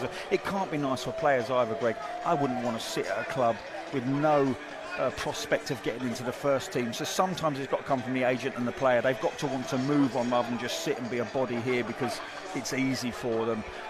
Getting players out, it becomes more and more increasingly difficult, especially when clubs think you're trying to get players out. That's when it becomes a problem because they know you're a little bit desperate. I don't think we're desperate, but I do think we need to free up some space and finances to bring other players in. But that's part of running a football club. It's a difficult part. It's never easy. I think the World Cup's not helped. That's slowed progress across the platform. But listen, the players are out second half, and I've waffled on, and I'll let the maestro that is Terence Smith back in. Well, Brownie, it's been great to have you again, my friend, and congratulations once more. Cheers, we look forward to you mucking up more of an intro as the season progresses. I can do that, no problem at all. It's an absolute pleasure to ruin around. any intro that you two want to put together. There's cookies flying around as well, my friend. Good to see you, mate. There you are. There is Stevie Brownie, absolute legend of a man. Great to see him in good spirits here at Dartford as we are ready to go for the second half. I'll bring you Charlton's team shortly, and just coming in is Terry Smith back on the mic as well, joining myself, Greg Stubley, for the second half. Charlton lineup as follows, as we have 11 complete changes. In comes 25, Will Mannion in goal. We've got Reece Burke, centre half, who is number 4. Connor Coventry's number 6. 7, Tyrese Campbell. 8, Harvey Nibbs. 10's the trialist. 14, Sonny Carey. 17, Ivan Messick. 19, Nathan Asimwe. And 23, Charlie Kelman. And 28, Keenan Goff. As we are underway for this second half, we'll bring you where those players are playing shortly. And the Addicts to get us underway. Dartford have made a number of changes as well. We'll try and get to those, presuming they've also made complete 45-minute changes.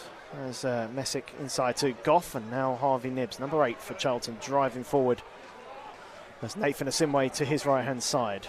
And inside to the trialist, who we've been asked not to name. I think a few fans might already know who it is. It's the worst game of Guess Who ever. Exactly. Sonny Carey back to Nathan Asimwe, who tries to hold off a couple of Dartford players. As one of them brings him down, but play will continue as the ball forward will give the substitute Dan Smith something to chase for Dartford. As Mannion across to Messick. So he's playing potentially left back this afternoon for Charlton as the ball forward to Carey. Messick continues his run as it comes to Campbell. Campbell cuts inside and is given space to do so. Tyrese Campbell opens up potential shot, goes for it. It's deflected, comes out to Messick. Low ball in the box is blocked behind. He's actually gone out for a Charlton throw, and good time to bring in Terry Smith. So, I'd love to say it was great to hear from Steve Brown, but I didn't have a clue what he said. I'm No, sure he he was as interesting very as ever. professional, which I was a little bit worried about before the start of the game.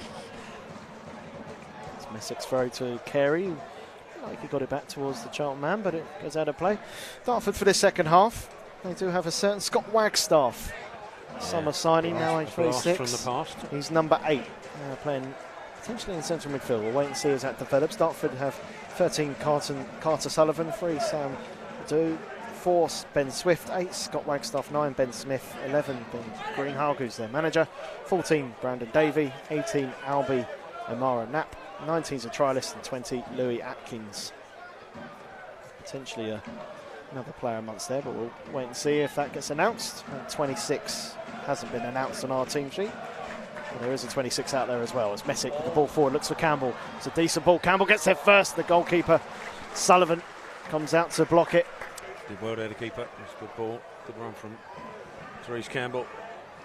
Good start from Messick, who throws it inside to Connor Coventry. Nice touch. Opens up across the ball in the box, looking for Kelman's. Headed away. Clearance is Amara Knapp. Reece Burke comes across for Charlton to deal with it. Goes all the way back to Mannion. Now Goff. Another player. Interested to see where his future lies for the next season. He might go out on loan. Certainly did well in the minutes he came in. Some tough fixtures. Chelsea and Middlesbrough. Got a clean sheet in one of those, and Chelsea, for the large majority, kept them quiet. Coventry. High hopes for Keenan Goff. Back to Reece Burke, who's stepping forward out of defence.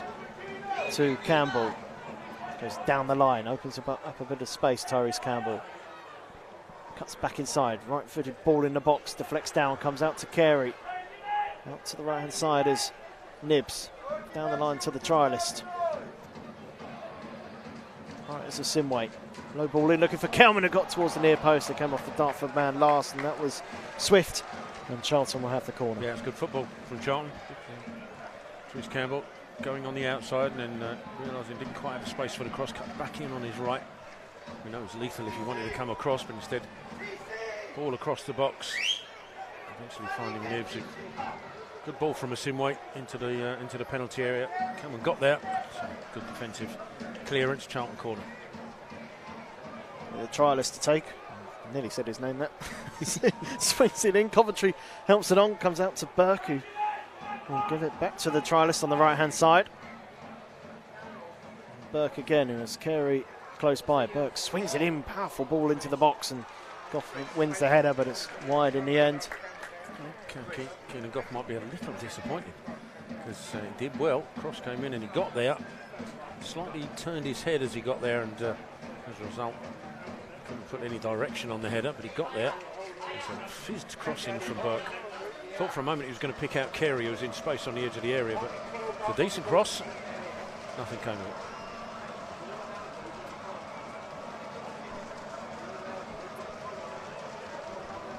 Goal kick from Sullivan. Another play for a Charlton throw. Charlton fans behind the goal, giving Sullivan a good-natured hard time. Yeah, you're right about the attendance. Now the sun's gone down, we can see the crowd a lot better, and it is busy. It's probably as busy as we've seen. Yeah, these friendlies been. I was a bit concerned at one point this evening, but Charlton fans haven't let us down again.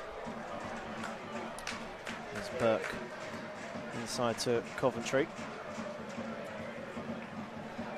Across to Burke again. He's got Carey dropping short, and now Goff. Messick is down the line. Goes back to Goff. And left back this evening, Ivan Messick, but already he's not afraid to drift forward, and here he picks up space and will pick up the ball here. Turns.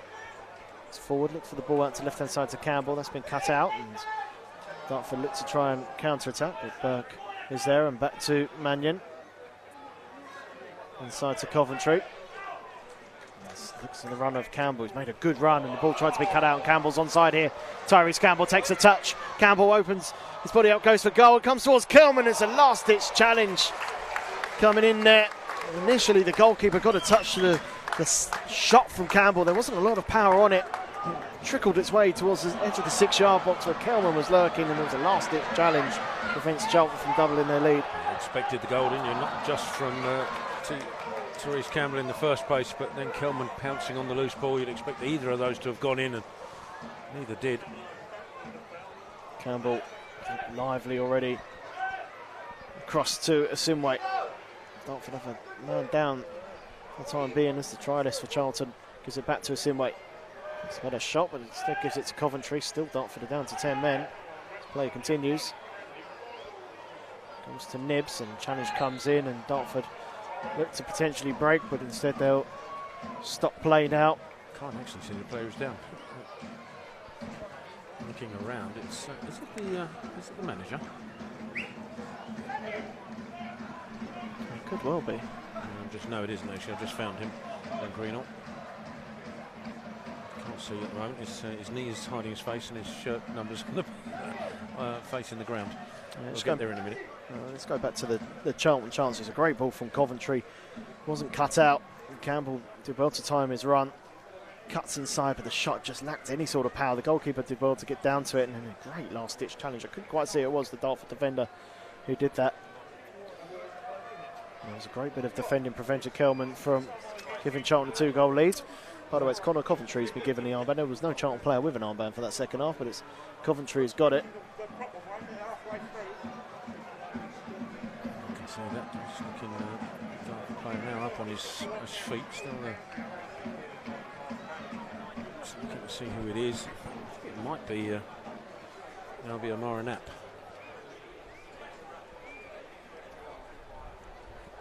But he's up and he's okay. Well, we've had an early hydration break here. Are we going to get another one, do you think? We'll get another one. It's only 8 minutes in, so we're due another one. Common sense doesn't really happen in football. You should know that by now. While we wait, shirt, a fan? New shirt? I'm going to say yes because I work for the club.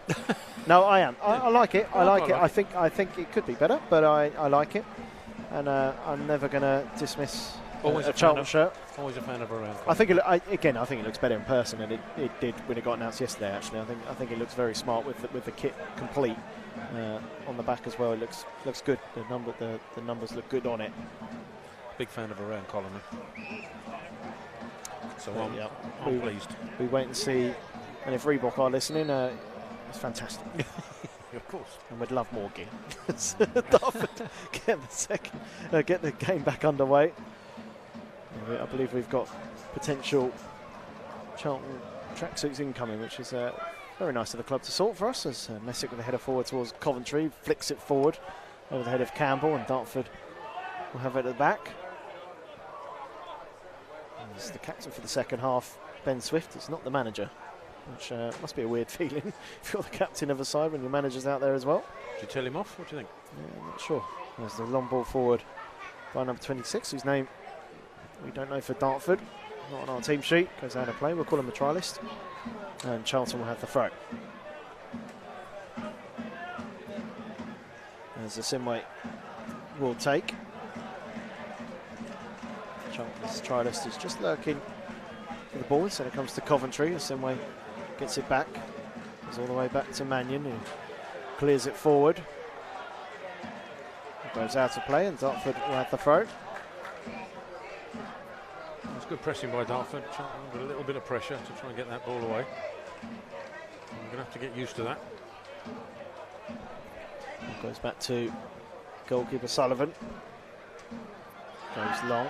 Goff has got time to control. It's a good first touch. And back to Burke, and the Addicts will start again. I've got a round of applause from Steve Brown, I did. As Burke tries forward. Does so well for Charlton. Now to left-hand side to Campbell. Back to Carey. Ball just held up for Carey a bit, so this move has just stalled, but the Addicts still in possession as the Simway back to Coventry. Campbell trying to get back on side as the long diagonal ball looks for Tyrese Campbell, but didn't quite time that one. The goalkeeper gathers and referee plays advantage. Referee Nick Dunn for this evening. As Sullivan goes long, Smith the target. Goff heads it away. And comes back and header forward. And Greenhard, the Dartford player manager, flicks it on. Dartford do well to keep possession again. It's ball forward, well cut out by Goff, who's balled down the line. It's deflected up in the air. Simway comes across and pokes it away to Nibbs. And inside now to Coventry. Seen a lot of the ball in the second half for Charlton. So forward to Carey, which was asking a lot. And there's Scott Wagstaff for Dartford, who's been outnumbered by two Charlton players unfairly, according to the referee. Generous, I think, that one. I think mainly because it was 2 against 1 that gave the referee the decision. I thought that was a little bit generous. Scott Wagstaff was going nowhere. And the trialist and nearly. Oh, we're getting a syllable each, aren't we? And Harvey Nibbs did well to get the ball off him. Ball's gone wide. Messick strong in the challenge again. We've seen a couple of those already. Not afraid to challenge the Slovakian Charlton as the ball comes into the penalty area over the top of everyone, and Charlton have the goal kick.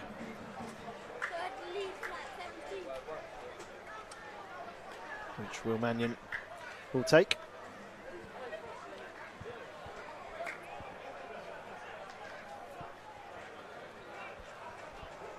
Mannion gets the ball back from Goff and then goes long. Forward towards Kelman. Drops it down towards Carey. Now Kelman forward towards the trialist, who flicks it on looking for Nibbs, and is well cut out. Right. Swift for Dartford. That's a couple of important challenges he's put in this second half already.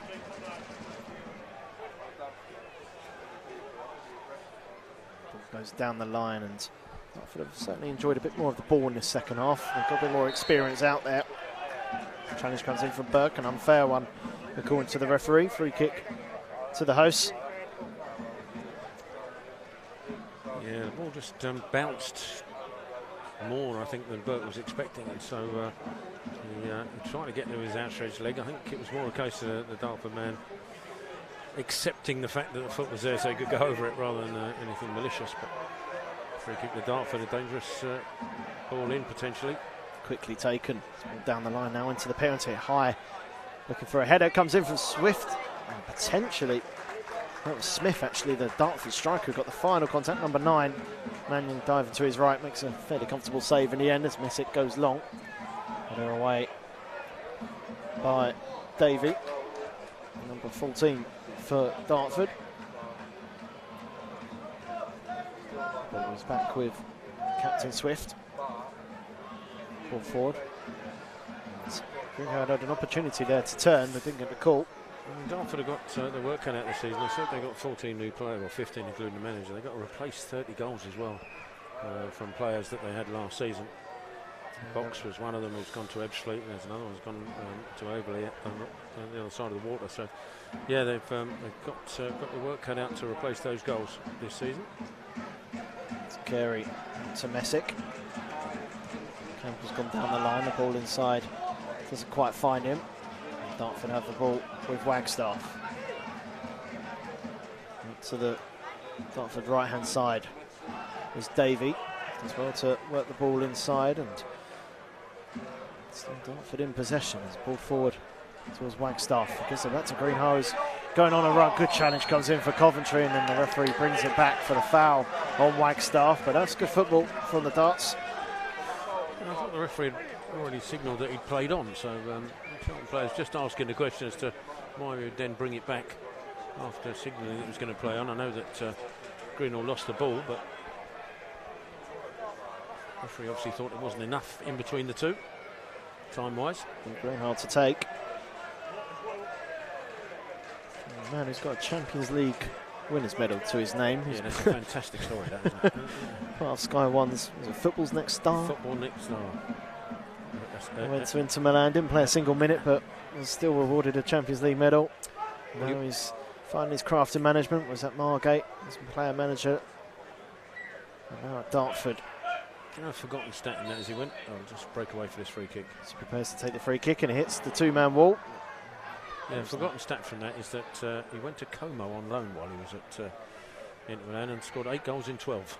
So they rated him very highly. Similar to the ball forward, and he cut out. Dartford are forced backwards by Nibbs, who's trying to get in the game for Charlton. I've seen a lot of Harvey Nibbs in the second half so far, as we played 60, coming up 61 minutes gone. Another thing about Ben Greenhill that somebody like Brownie would be really interested in is actually a PGA golfer. He got on the PGA Tour in 2015. Not a bad life. I'll tell you what, he's had one for sure, and he's not that old either. Across to Whitefield, looks like he's the only player remaining for Dartford in this second half. As the ball switched across, Messick cuts it out. Ball to Campbell's a really good one, and Campbell turns, looks forward, cuts inside, and he's been dragged back by Whitefield. He wasn't happy with that, Tyrese Campbell. Well, it was a drag back sort of a bit round the neck, which Tyrese Campbell didn't take kindly to. I'm surprised the ref didn't have quite well, because it wasn't a pleasant one. Messick takes and goes backwards to Burke. Leaves it for Goff. Good to see Messick's pal, Peter Garland, here as well. Doing a lot of work for the club. How much of that do you reckon he understood, by the way? Well, it was Peter Garland. I don't think it was just Messick who was struggling to understand it. That's a fair point. Had to answer a lot of questions this summer. As Coventry out to left to Goff. Back inside to Connor Coventry. Future TV star, Peter Garland. It's Reece Perk now, looks forward. I'm looking for the trialist, and it's a decent idea. Do you want to keep that in? Too much on it, and now the player goes for a Dartford goal kick.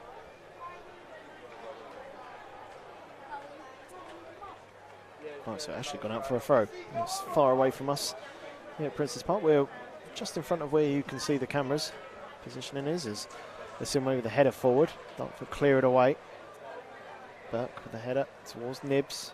Stretches to keep the ball alive, and Simway trying to get there. And there's that left-hand side, and ball in is a good one. As a foul is committed. And Coventry Dartford will have the free kick just inside the Charlton half. I do believe it's Omar Knapp again. He spent more time on the floor in the second half than he has it in the other position. He's certainly taken a few whacks. As Dartford have the free kick and Charlton had to defend, and the physio's been sent on, and no, physio can go back. So she's just done a little 5-yard sprint for no reason. I'm sure she's delighted about that. I think if I was a physio, I'd keep going, wouldn't you? You've made me run this way, yeah. Going hard to take the free kick. Tempted to go short here as Charlton body's back. Does indeed go short. And on the left-hand side, now inside it comes to Wagstaff. As Charlton to push up. Wagstaff will have again in the centre circle. Oh, it just stands on the ball and Kelman tries to fight for it. Good recovery from Wagstaff in the end. Looked like he was going to lose that. And ball forward looking for Smith, but out comes Mannion to gather.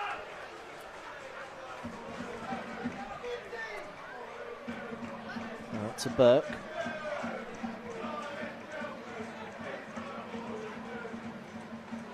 Coventry inside to Nibbs. Back to Coventry. A bit of a fizz ball. Nibbs just trying to get into this game with a couple of passes, and now Burke. Coventry did well to get out of that. Ball inside to Coventry again. Again, Campbell makes that run from deep. Has he timed this one correctly? No. Again, the idea is right. It's just we saw what could happen when he timed that well, when he had an attempt on goal, which he probably should have scored. The last couple haven't quite worked out.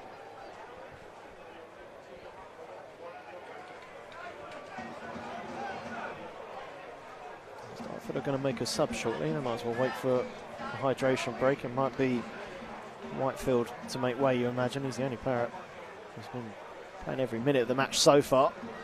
Dartford look to switch the play. Cut out by Campbell. As well to control. He's being dragged back. Tyrese Campbell finds Coventry. And again, a little bit of afters from Campbell. He's not been happy with the treatment so far. There's again a little bit of pushing and shoving off the ball between the two players. Keep an eye on that.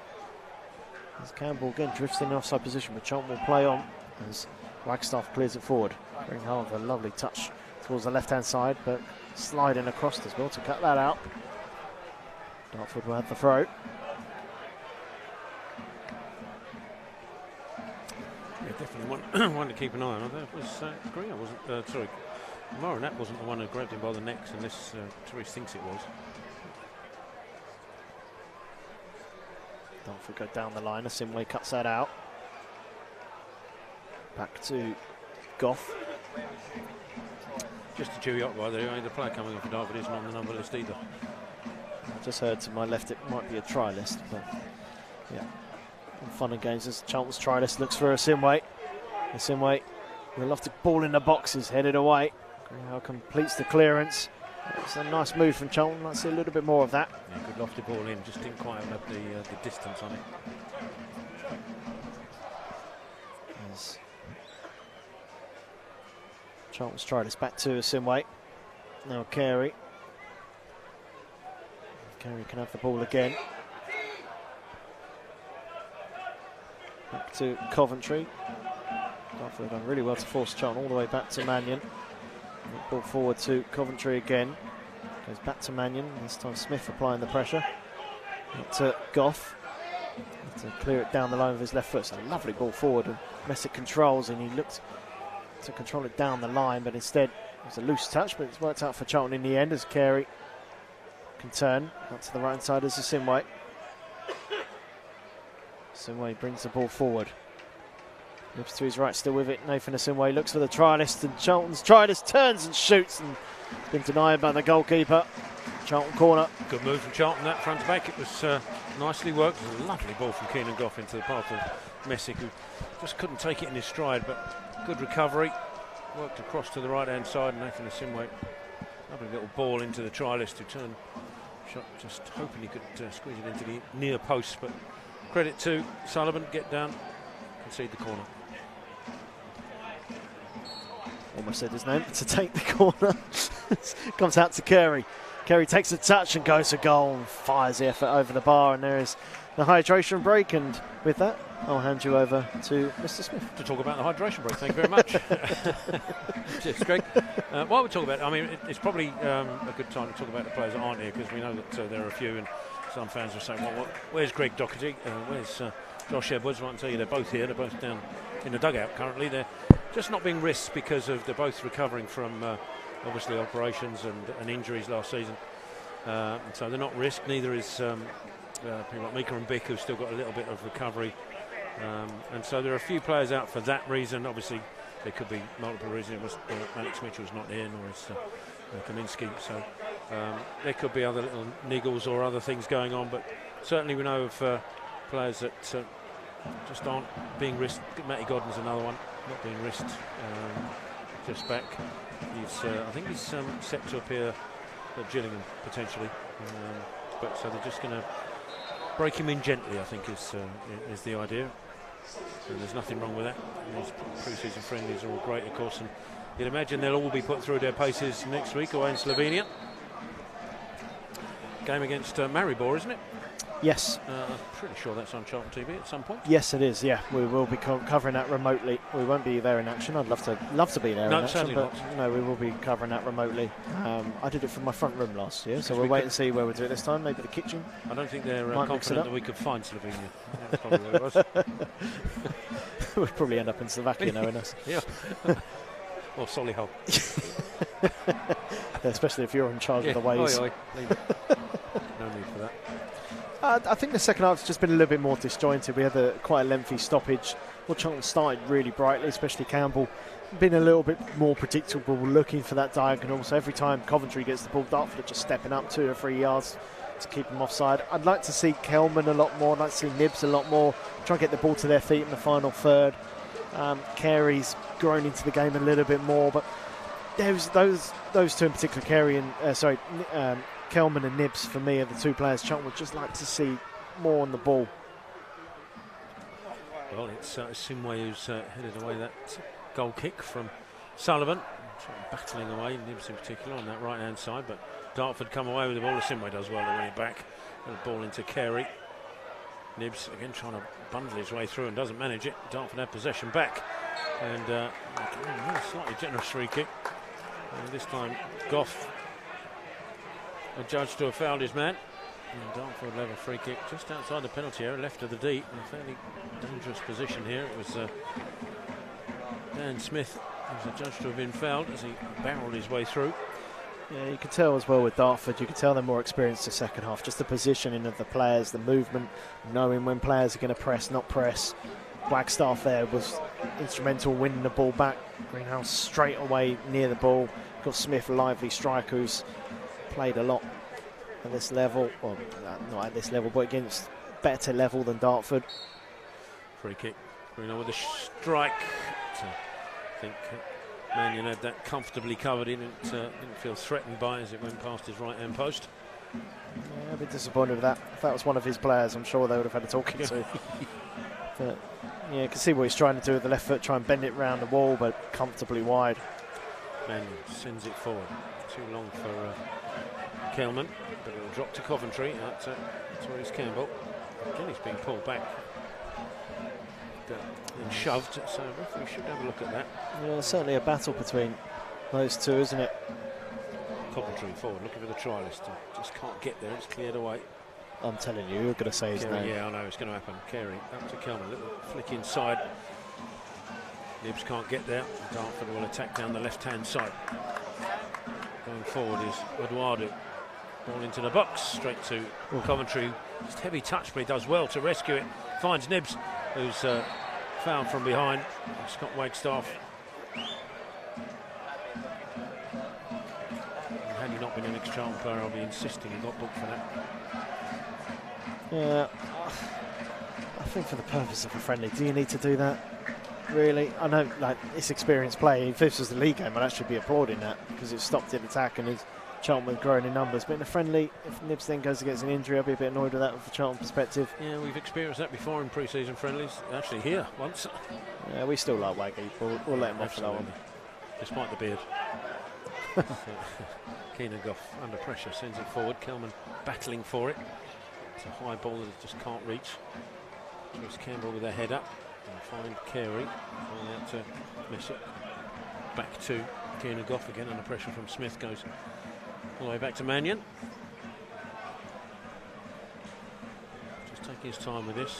Ball in the D of the penalty area. Surveying his options. Carey makes the run. Just a little bit behind him. Carey sort of jumps into his man, but doesn't affect the header away.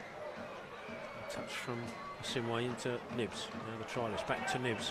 Simway on the overlap, but Nibbs cuts back the other way. Trialist keeps his run going into the penalty area. Turns one way, then the other. Gets a shot away, blocked by Eduardo. And then Burke. Looked for a second there, he might have been turned, but manages to recover and get the ball back to Mannion. Launches it forward.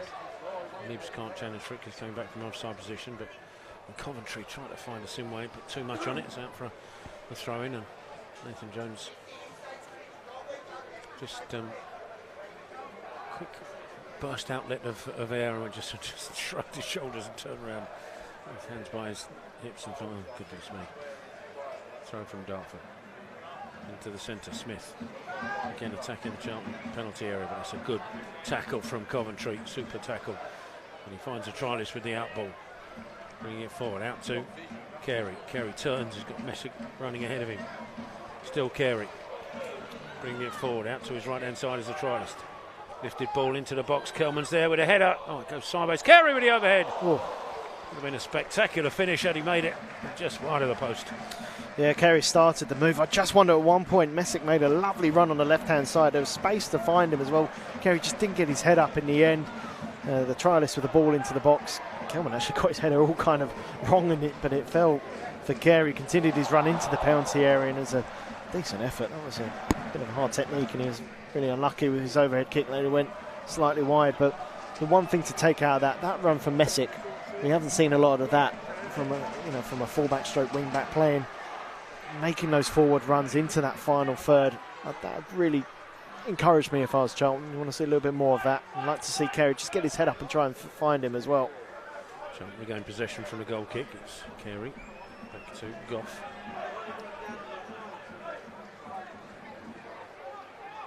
Goff still in possession, bringing it forward. Ball, that's a lovely ball to find Nibbs running ahead of him. Nibbs drills the ball across it, but Kelman might still get there as well. No, it's just tidied up by Wagstaff. And Dartford clear it away. Goff looked like he was pushed out of the way. Referee lets that go, and the ball across from Atkins, looking for Smith. Will find him left side of the penalty area. And clear push from Atkins that the referee just ignored. Dartford send the ball into the penalty area. Mannion comes to claim it comfortably. It's a good throw out to Therese Campbell, who's got a little bit of space, or the ball just hang up in front of him. And he still regains his composure and gets the ball across to Nibbs. Coventry inside. Coventry's got Carey to his left. Messick on the outside, still Carey with it though. Therese Campbell inside. It's Campbell now, ball up to Kelman. Lovely touch from Kelman, finds Campbell again on his left foot, takes a shot, touched around the post by Sullivan for another Charlton corner. Yeah, Kelman's growing in the game now. That's what I want to see him do. Drop deep at times, just off of those little 1-2s. And Campbell has been lively when he has had the ball at his feet. He has been really lively. The left-hand side, he kind of needs to get a bit more power behind his shots. He's certainly capable of it. Again, on his left foot, just sort of dragged it towards the near post. Fairly comfortable save for Sullivan in the Dartford goal. Corner from the trialist on the Charlton left-hand side.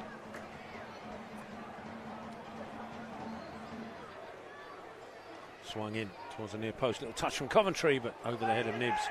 Will scamper back to reclaim it on the right-hand side. First time ball in. Header coming in from Burke. He didn't get enough of it. It's cleared away. Up in the air. Carey underneath this. Good a touch to Coventry. Out to Therese Campbell. He's got the trialist further left if he needs him. Instead swings it across with his right foot. Burke still there. Gets something on it, but not enough power. And Sullivan will claim it. Yeah, again, I like that play from Campbell though. Gets his feet out early, so he opens that bit of space. Ball towards the far post is a decent idea. Maybe not the quite the right execution. It was a bit of a difficult header for Burke. He had to then try and beat the man and then generate power on the header. But I like the fact he was decisive, Campbell. Didn't take too many touches, didn't in the end not cross it or cut in his left foot and go for a wild effort. He got it out of his feet, knew immediately I'm going to cross it. Just lacked a little bit of power on the cross for Burke to really attack. This is better from Charlton. The last 5 to 8 minutes have been a bit more direct, a bit more pace in our play and not predictable. And the goal kick was touched forward by the Charlton number 26 from Dartford, but straight out of play for Charlton goal kick, which Mannion sends forward. Kelman can't get there. Sent forward by Wagstaff, but Simway's got time to control that. It's back to Mannion again. Again launches it forward. No height up top for Charlton, so I wonder about that particular tactic. As Nibs gets to the second ball and finds Kelman again. Kelman on the right hand side. Back to a Simway. Back inside to Kelman. Ball across to Carey. He's got Messick to his left. Inside of him is the trialist. Look, returns towards Messick, but he can't get there. Then Kelman with a snapshot, which blocks well by Wagstaff. Carey does well to come back and reclaim it for Charlton on the right hand side. Lovely turn. Still Carey into the trialist. Turns, finds Carey once more. A combination between the two, but then the final pass from Carey is a little way. But Charlton have it back though through Coventry. Trialist still comes deep to reclaim it. Messick into Coventry. Coventry with the ball forward to Nibs. Turns, got a Simway to his right. Nobody ahead of a Simway immediately. So he goes back to Nibs inside. Coventry again. Up to Messick. Little control, but trying to find Kelman, just put too much on it. Dartford clear it away. Up to Smith. Back inside to Amara Knapp. And the ball forward looking for Smith again. That's a lovely tackle. Sliding challenge from Goff. Stop Smith going forward. Almost found by Davey. That's Amara Knapp with the throw. Quickly taken. About a foot inside the pitch. No, it's only a friendly. Who cares? Dartford working back to the keeper Sullivan, who sends it long. Looking for Smith. Messick is there, gets something on it, but Dartford will gain possession. Amara Knapp. Well, if he'd have kept going, I think he'd have got to that, and then he's found. Well, the ball went out for a goal kick anyway. It was all over Goff, who was protecting the ball. Can't have a goal kick. 10 minutes or so left of normal time. Hydration break allowing, there'll be a few minutes added.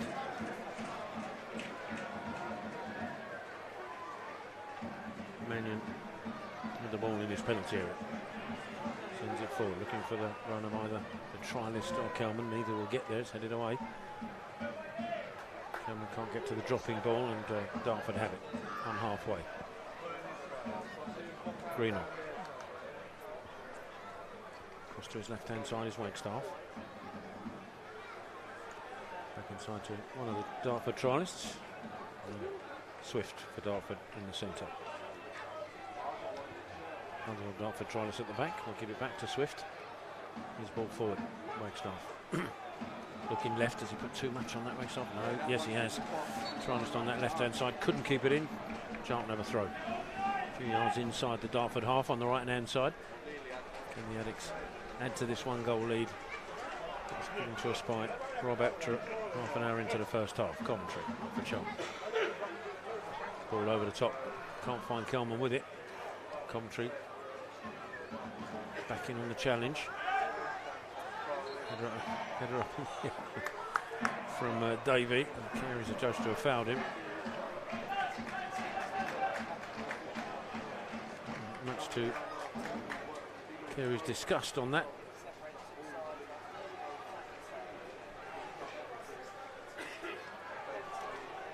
Yeah, after that little bright spell from Charlton, Dartford have just maintained a little bit of the ball.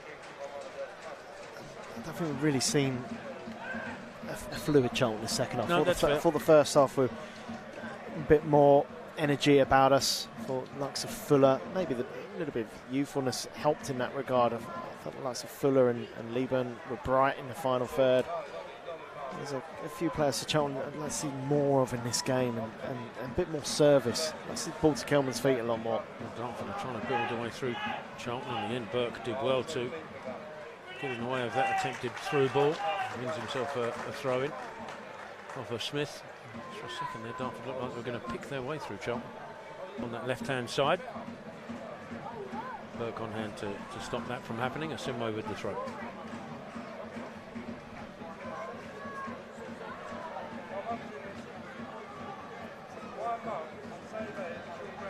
Asimwe gets it back from Coventry. Win himself another throw.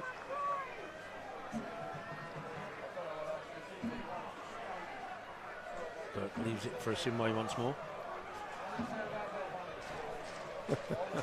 Pre-season. Ball might stay in play.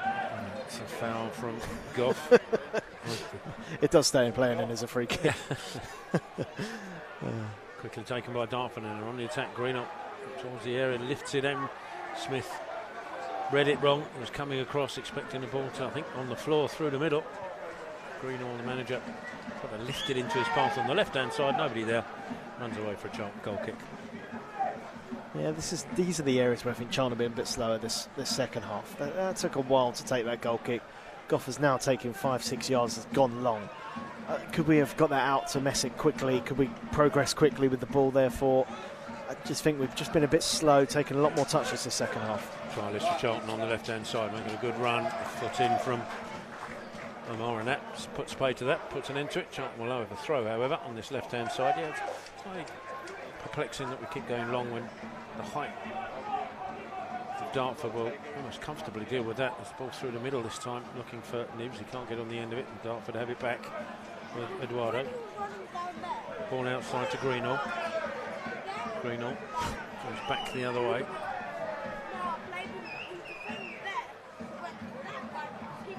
Greenall out to the left-hand side, drills it forward. It's going to be picked up by Atkins. Eduardo again. Gives it back to his manager Greenall, lifts it forward. Atkins there again, there's his Davey. It's Davey back to Eduardo. Eduardo back to the trialist who lifts it into the penalty area, but it's comfortable for Mannion. Seem to have made a friend, Tell, haven't you, with that play? A clutch, I think you'll find. Makes a change. Usually it's your women round you. Don't say that out loud. Clutch forward to the trialist in the centre circle. Trying to send Messick on his way, but got the pass wrong.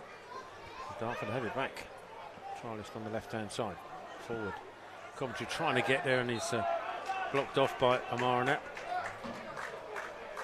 Yeah, goes to ground again. I mean, that's a sign of this second half. It's just been so stop-start. There's been no... Charlton had a 5-minute period after the hydration break where the ball's played a little bit quicker, a little bit more direct. I thought we started the second half quite well, actually. Campbell had a chance. That was cleared away, but we lacked any sort of progression with the ball. And, you know, but that is pre-season. We've seen two completely different sides. We've mentioned players that aren't even playing this evening, Tell, which is plenty of them. Oh, Messick getting involved, and it's number 18 again for Dartford. Yeah, it's Omar Anap again, who's been at the forefront of trying to wind players up. He's been having a go at Therese Campbell most of this half. Well, Campbell gave him a shove in the back. Yeah, Messick is... I tell you what, I would not like to mess with Messick. No, I don't think so either. But yeah, Omar Anap, I don't know what someone's done to him today, but yeah, he's been irritable for Charlton, let's put it that way. Millwall fan? What do you reckon? just a guess. We do apologise if any of the family of Omar Anap are listening, are actually massive Charlton fans. We are just joshing, obviously. Yeah, he's certainly been in the wars here. Throw one by Omar Anap, well, header inside. Can't pick out his intended target, Atkins. Asimwe goes back to Mannion. Under a bit of pressure, sends it forward. And that's the bit I think that's a little bit frustrating. Up high, Charlton aren't going to win those. Yeah, we've been so much more direct with our play, and I don't mean direct in terms of attacking, I just mean going long, a little bit of leftover from last year. I'd just like to see us, this is better. That's what I want to see. Nibbs inside to Coventry on a half turn, out to Messick. You see Messick wants to play. We want to see players dropping deep. Can we see Nibbs? Can we see Carey picking up spots? They're not moving at the moment. They're static. And that just means Goff has got nothing to play. So this ball will go long in a minute if Charlton don't make those movements. But wanting to play. Simway now comes short for it. He's picked it up in the middle. Goes back across to Goff. Messick to his left. Looking for movement in front of him. Therese Campbell offers that movement ahead. But the ball's not going to find him. End of the way. Greenall with a further flick on. Nibs managed to get there first. Messick will jump. Get something on it as the ball drops to him. Goes ball back to Goff. Space to move into. Keenan Goff looks for runners ahead of him. Trialist provides it into the edge of the area. Looking for support. Provided by Simway. Nathan Simway on the right hand side. Goes past his man. Can he get a cross in? Attempts it. Simway is. I mean, everybody thought that was a corner except for the assistant on that right hand side, who, according to Nathan Simway, inexplicably gave the goal kick. But as I was talking to you earlier, Tel, what ended up happening? We went long. It was, again, just for me, the Nibs and Carey in that instance, they both could have dropped short. They could have given an option, but they both looked forward. So the ball had to go long, and Charlton try and feed off the seconds. And I didn't see a lot of that the first half. I felt we were a little bit more brave with our play and tried to progress with the ball in midfield rather than going from defence to attack, which has been the case in the second half a lot more. And that suits Dartford. Burke trying to bring the ball out from defence after the long ball forward from the goal kick. Fouled in his attempt to do so. So Simway will have it on the right hand side. I don't think we've got any added minutes at the end of this. There'll be the hydration break added, I'm guessing. No, I've just seen the fourth official say none. Maybe both managers said, look, just knock it on the head. Well, Charlton have a plane to catch tomorrow. Well, that is true, yeah, that's fair. So Charlton try to go through again. Long ball looking for Therese Campbell. Doesn't find its mark. Dartford clear it away, but it's Goff now for Charlton. And there is the final whistle. You're spot on, Greg. No added time at all. And the game finishes with a 1-0 victory to Charlton. The goal given to us by Rob Apter in the first half, picking it up on that right-hand side after good work from Alan Mwamba. Cut inside, finished it with his left foot in the near post. And that was the difference between the two sides. It was a pre-season friendly. We don't ever read too much into them. I'm sure Nathan Jones will look at that game and will be able to pick out things he liked and things he didn't. Plenty to work on, as you would expect after the first game of pre-season. Charlton will disappear away to Slovenia for their training camp pre-season, as we normally do. And we'll reconvene, I think it's fair to say, with 1%. yeah, I forgot about that. Sorry, Steve Brand did ask if I could charge his phone. I completely forgot. Sorry. Yeah, so Maribor is the pre-season friendly next Friday. Today week away in Slovenia. You can catch that on Charlton TV. I think Greg Stubble will give you the. Will be on comms for that particular game. And we come back to the pre-season at Gillingham on the 18th. Yeah, so pre-season on the 18th is Gillingham, and then after that, of course, as you know, it's Wimbledon, Colchester, and then Reading. I'll leave you in the capable hands in the coming friendlies with Mr. Greg Stubble and Mr. Steve Brown. We won't have had as many hydration breaks as we've had today. In the meantime, my thanks to Matt back in production, and to all of you, of course, for watching this Charlton TV production here at Princes Park. We'll leave you with the highlights, of course. In the meantime, from myself, a very good night to you, and from Greg and everybody here at Princes Park. Take care. Good to be back.